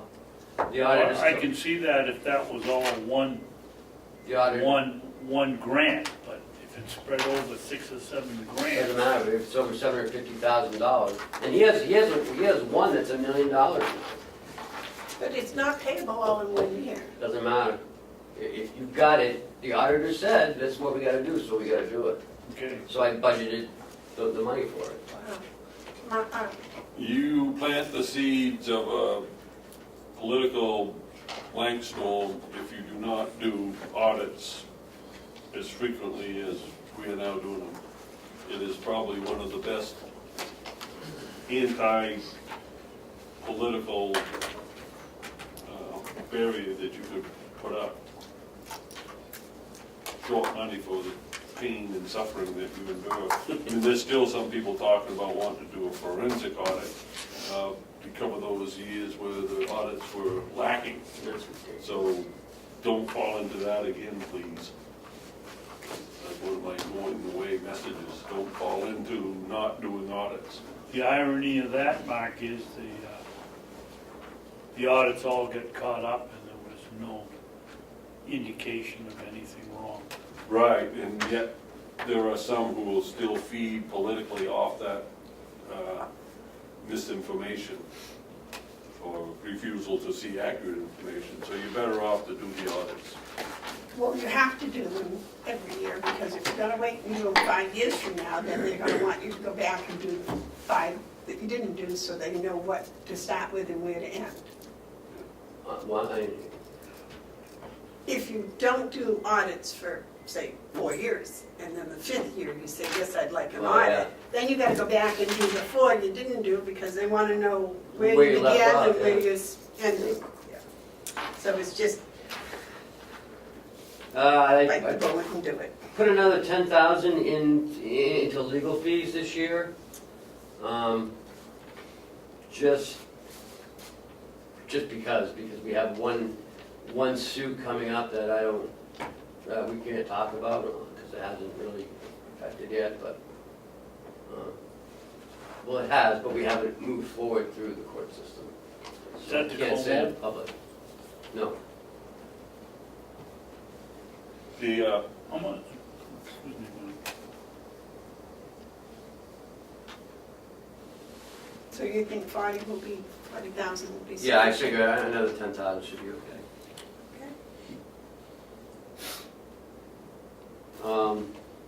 Was there another question on that? No, I was just going to ask, do we know how much we've spent on the Comeau suit that was unnecessary so far? Over $10,000, 5, isn't 6, it? 7, 8, 9, 10. It's up to, I just paid one in last week, it's up to 5, 10, 12, 12,000, 13, about a little over 13,000. Wow. Well, you've got enough in there this year? That's what I was thinking, Mark. Yeah, we should be. I mean, we've got Well, we haven't even 9,000. gone to court on that one yet. We have 9,000 left. So, Well, we'll see. we have 9,000 left in that line for Yeah, the rest of the year. We spent 20,700. Well, we should be all right this Yeah. year, but next year, yeah. Well, hoping to be done. As long as you have money, you'll have lawsuits. Workers' comp is based on the information I got from Primex. Unemployment tax is based on our payroll and how many people we have. Life safety is for the MSDS sheets. Property and liability again. The deductible pay fund, I kept it the same, 45,000. I think we're gonna be okay with 45,000. No, That's to pay the first part of the deductible. the second. The 1,000, second yep. part. Yep. The property and liability insurance, is that for the all county or just this? All county. All. Sorry, it's split between the nursing home. The nursing home carries the half and we carry the rest of the half out of the commissioner's budget. And that Wait a covers minute, wait a minute. jail, Wait a right? minute. Yep, that covers the jail, We cover half, and nursing home. the nursing use of the nursing home covers half, and we cover, you didn't Half. say half, you said something else. No, half, Half and half. half and half. That's what we meant, that's not what we said. What did I say? I forget it, but I was gonna say, your math was off. Mark? On elder care, I think we should put in $30,000 for affordable assisted living for elders, feasibility study on that line. Okay. Now, the reason I say 30,000 is we were looking at doing 10 and joining with others, but we haven't really found anyone that would do the others. So I suggest that we put in enough, and you can always reduce it if others show up. But I think the delegation, the incoming delegation is going to be receptive to this. My conversations with them have been positive, and the issue isn't going away. So that's what I would think we ought to do, put in $30,000 in that line. David? Just refresh my memory. We put in $10,000 and got a proposal from the young woman that we didn't like, and we asked her to do it again, and she said she would. We then added $10,000 more to the budget, and the delegation took it out, did they not? Yeah. So why not put 20,000 in instead of 30, because that would have done it, at the time. And I would be in favor of that. No, I don't think so. Yeah, I don't think so either. Why? Here's the thing. I think Commissioner Babson's on to something. I do support the 30 because I think at some point you will want to have it, but I think the 20 allows us to look at it a little bit different. This is going to be tied to some sort of facility arrangement of some sort in the northern part of the county, the southern part of the county. The southern part of the county is an easy one if you were to look at doing an addition on a nursing home. And I think that could almost be an in-house study. How do you see that? Well, Howie knows an awful lot about Yep. that program. And I think if we were to have enough money so we can hire our own consultants to work with you and Howie, we could develop a plan to do a facility upgrade here. Once that's done, I think what you'll see is the eagerness to do something in the northern part of the county, and that would come with the other 10,000 perhaps. In other words, if we demonstrate with something that we can do, I think it'll hook on. I really do. But you're going to need the delegation's support on it. So. David? Mark, is there a possibility we went to the adult daycare center grand opening or whatever it is, grand groundbreaking, Is there a possibility to partner with them and put an elderly daycare, assisted living there where the folks only have to come across the street? Or is that a whole private enterprise? Well, that's the Memorial Hospital, which is owned by Maine Health. So you have that whole thing, but one of the things that you have up there is the Ruka sisters. The two, Sandy Ruka and Susan Ruka, who are very much excited about the possibilities. So I do think that there's opportunity there, and if I was around, I would push that, but I think you will be able to push that by demonstrating something here first and then up there. They're going to want to settle in before they, I would think, before they go do much with expansion, but there is opportunity there. That's true. But I also think that part of our largest elderly population is in the northern tier of the county. Mhm. And There's facilities down here that take care of more people than there are up north. yeah, There is a proposed project going on Pine Hill area, Carroll, but that's a Where is private that? pay. By the high school? Yeah, yeah, McKenna property there? yeah, but that's gonna be, Are they, for those who can afford it. are they required to have facilities like the hospitals have for, like 10% Medicare or something? I don't know. See, that's the thing that the study would, Medicaid. those are the type of things the study would do. I think the way to do is put $30,000 in here, that should get a feasibility study countywide. But I do think if you did 20, you could do it in-house and do a project down here. I think that the thing at this point is we need to put something in here so that this discussion takes place through the budget process. Well, she said she could do it for $10,000. Well, our complaint was the first one she spent most of the time telling us how we could raise the money to do it. No, that was the second part. Was that the second That part? was the second part she wanted to do. I can work up on another 10,000, finding people to, finding funding sources. Well, it's not what we were doing here. Right. That's all she was gonna do, was find more money so we could then do the So I thought feasibility we split study. it, 25,000, just split it in the middle, 20 and 30 divided. Okay.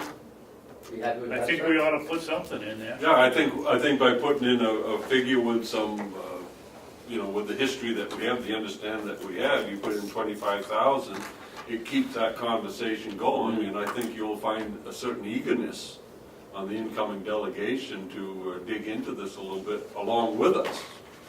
This is a great opportunity for the commissioners and the delegation to work jointly for a needed cause, one that has been delayed, but still it's there. And I think what we should do is change that title from elder care to, I don't know, assisted Assisted living. living. Assisted living. I actually think that if this were to go anywhere, it would have to have a committee that would be made up of community members as well as the delegation and the commissioners that Absolutely. would work on this. Right.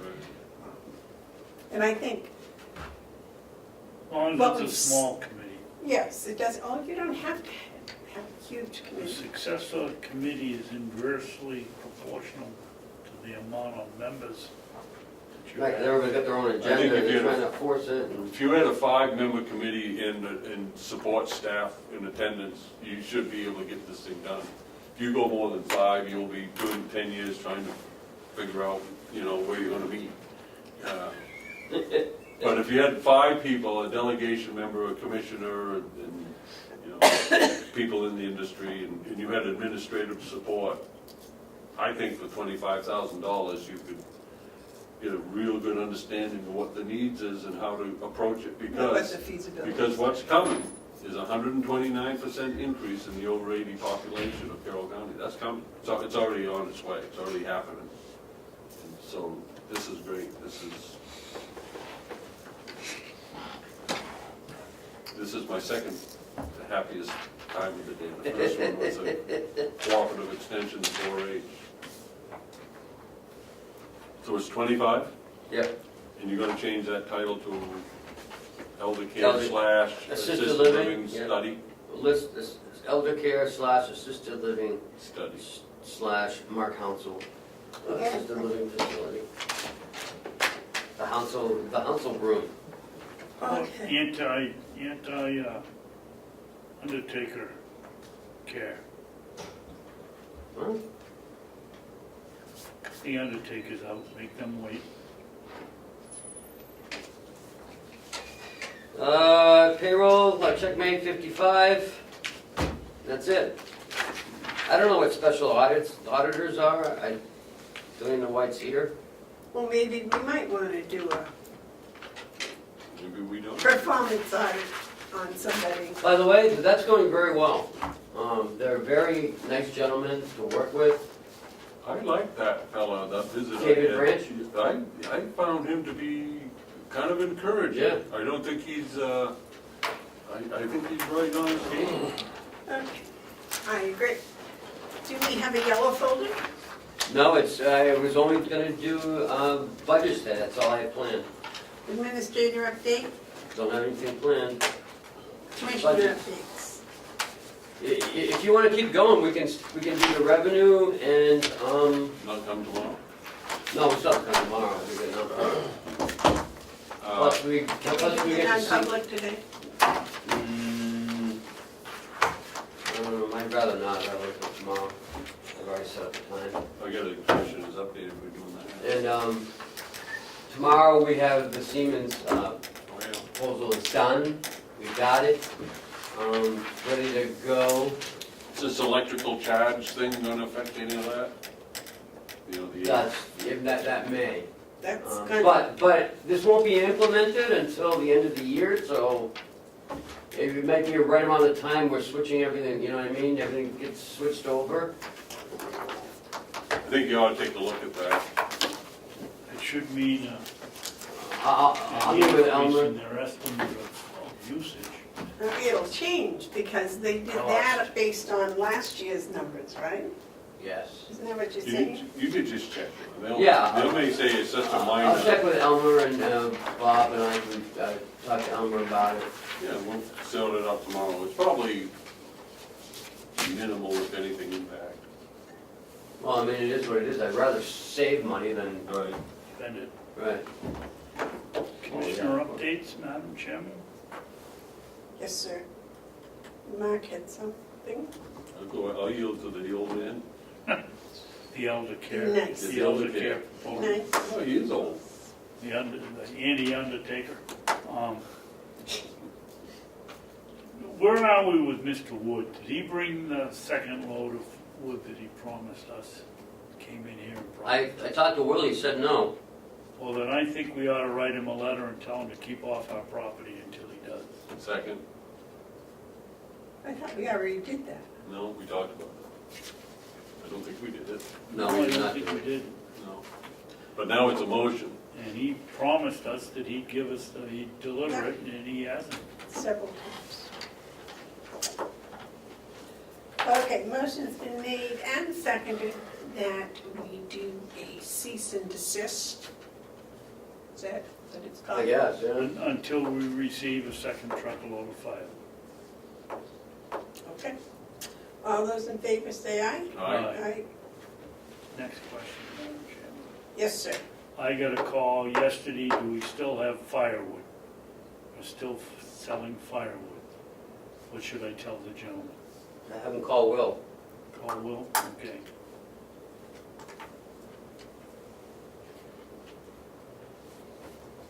And he will set it up.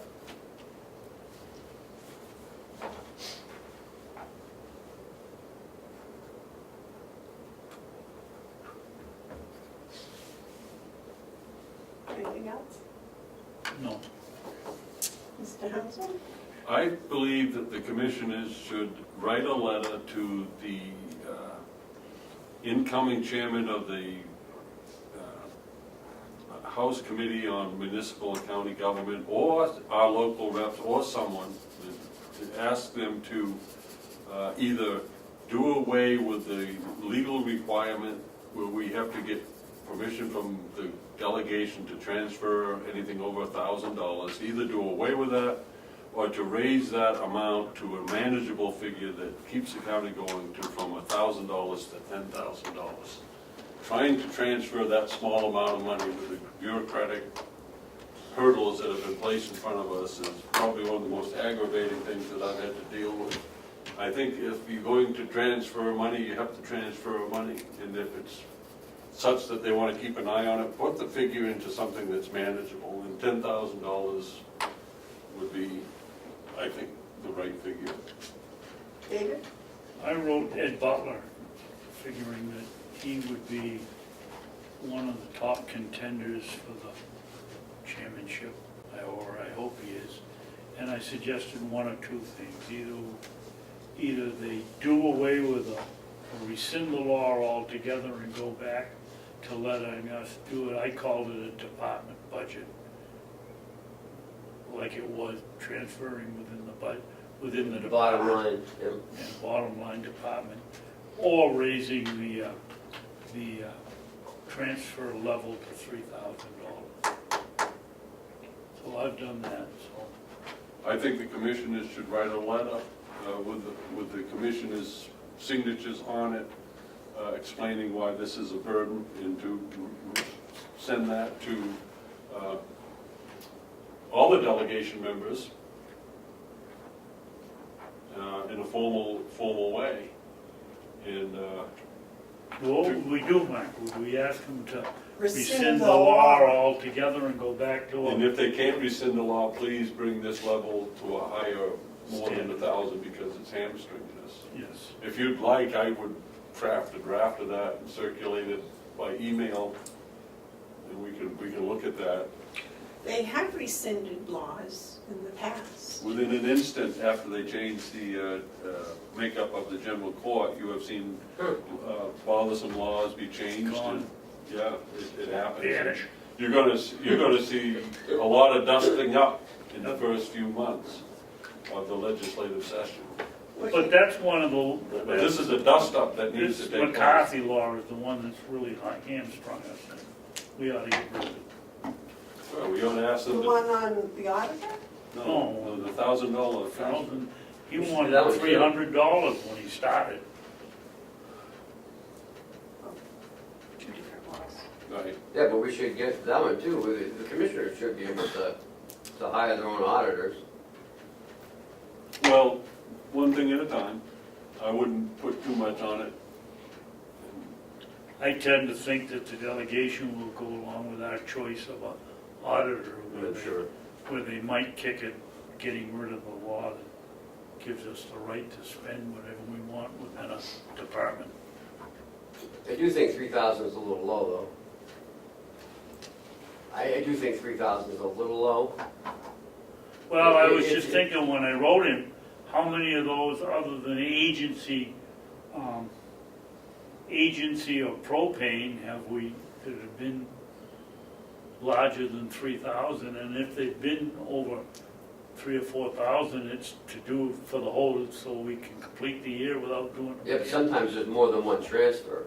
So if I have a limit of $3,000 and I want to make 3 transfers, say like in Yeah, you're right. nursing's line, you How know, many transfers have we made this year? probably 22. 19, 22. 19, I think. But yeah. here's the thing, I think we should ask for 10, because it underlines that this thing is a bothersome law, and they could always change it down.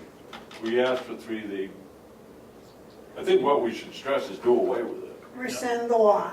Just And if you can't rescind it, raise it to a workable level. No other county is so bound, is it? No, Yeah, Belknap. two, Belknap. one or two. Belknap and then us. Us. Sullivan? No.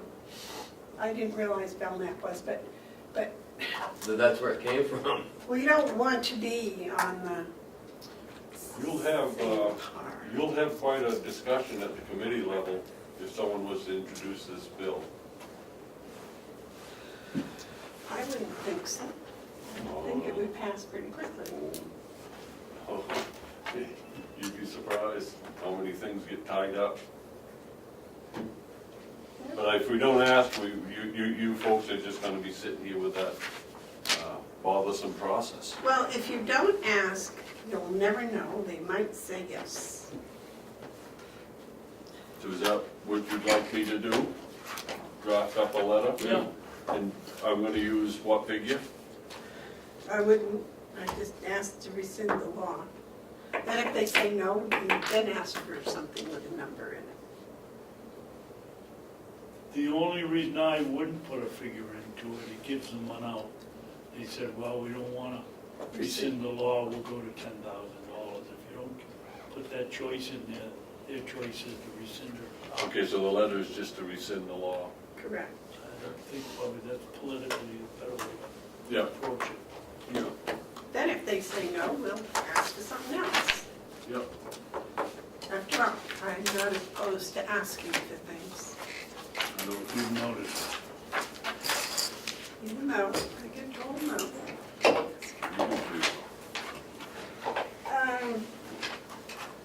Any other commissioner updates? The jail chaplain line item. I believe we had discussed, You wanna take it off the table? oh yes. Move to take it off the table. Second? All those in favor of taking it off the table, say aye. Aye. Is there a number that we can agree on today?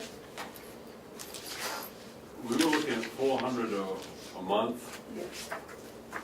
so that's 4,800. Is that right? Per year. And Jason had said to go to 150. Right. Madam Chairman, I'll make a motion that we put $4,800 in the line item for jail chaplain. I'll second that. Motion's been made and seconded to put $4,800 in for the jail chaplain. Is there any discussion? I have some. Yes. A lot of what we do when we're looking to help people is we happen to understand that there's a positive side to the spirituality of a person's life. And a chaplain is able to speak in terms with people who are going through difficulties in a way that brings them a positive encouragement. Not a religious encouragement, I'm not suggesting that, but a spiritual one where someone can reach in within their own selves and find the support to pull themselves out of the hardship that they might be in. Chaplains and priests and men and women of the cloth have been doing this for centuries, and I think it's an important part of rehabilitation and re-entry into the community and improve lives for a lot of people.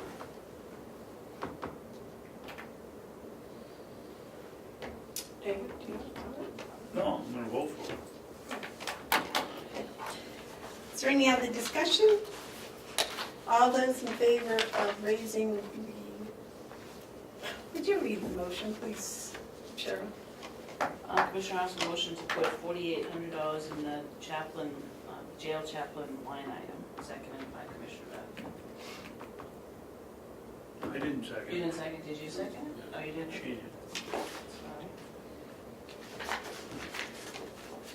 Sorry. Okay, all those in favor of the motion say aye. Aye. Okay, Dennis. Tomorrow we've got revenue, we've got capital, we've got capital, revenue, capital, like Reserve capital fund. safe reserve, yeah. We've never done one of those, so that'll be new. And we can't do the non-public today, huh? Right. What about the non-meeting? There's no number. So next week we're for Tuesday and Nope, Wednesday? no, just that's it, just Tuesday. Not Wednesday, I can Nope. take Wednesday off? Yeah? Yes. That was the whole purpose. You can help get ready for Thanksgiving dinner. Yeah, do that by going hunting. Stretching no, I'd stretch my stomach by eating. And get the football games on, relax. All right. Okay, are there any media questions? Is there any public input? All right. If there's no objection, I motion we adjourn. Very good, everyone, you guys did a good job. Plowed through those things quickly. Well, I thought we'd be at 3 How to o'clock. get one right. Hey, Mark, Yeah. what was that saying you said last week that I said I really liked? Can you remember? I don't know what. He can't remember what he said an hour ago.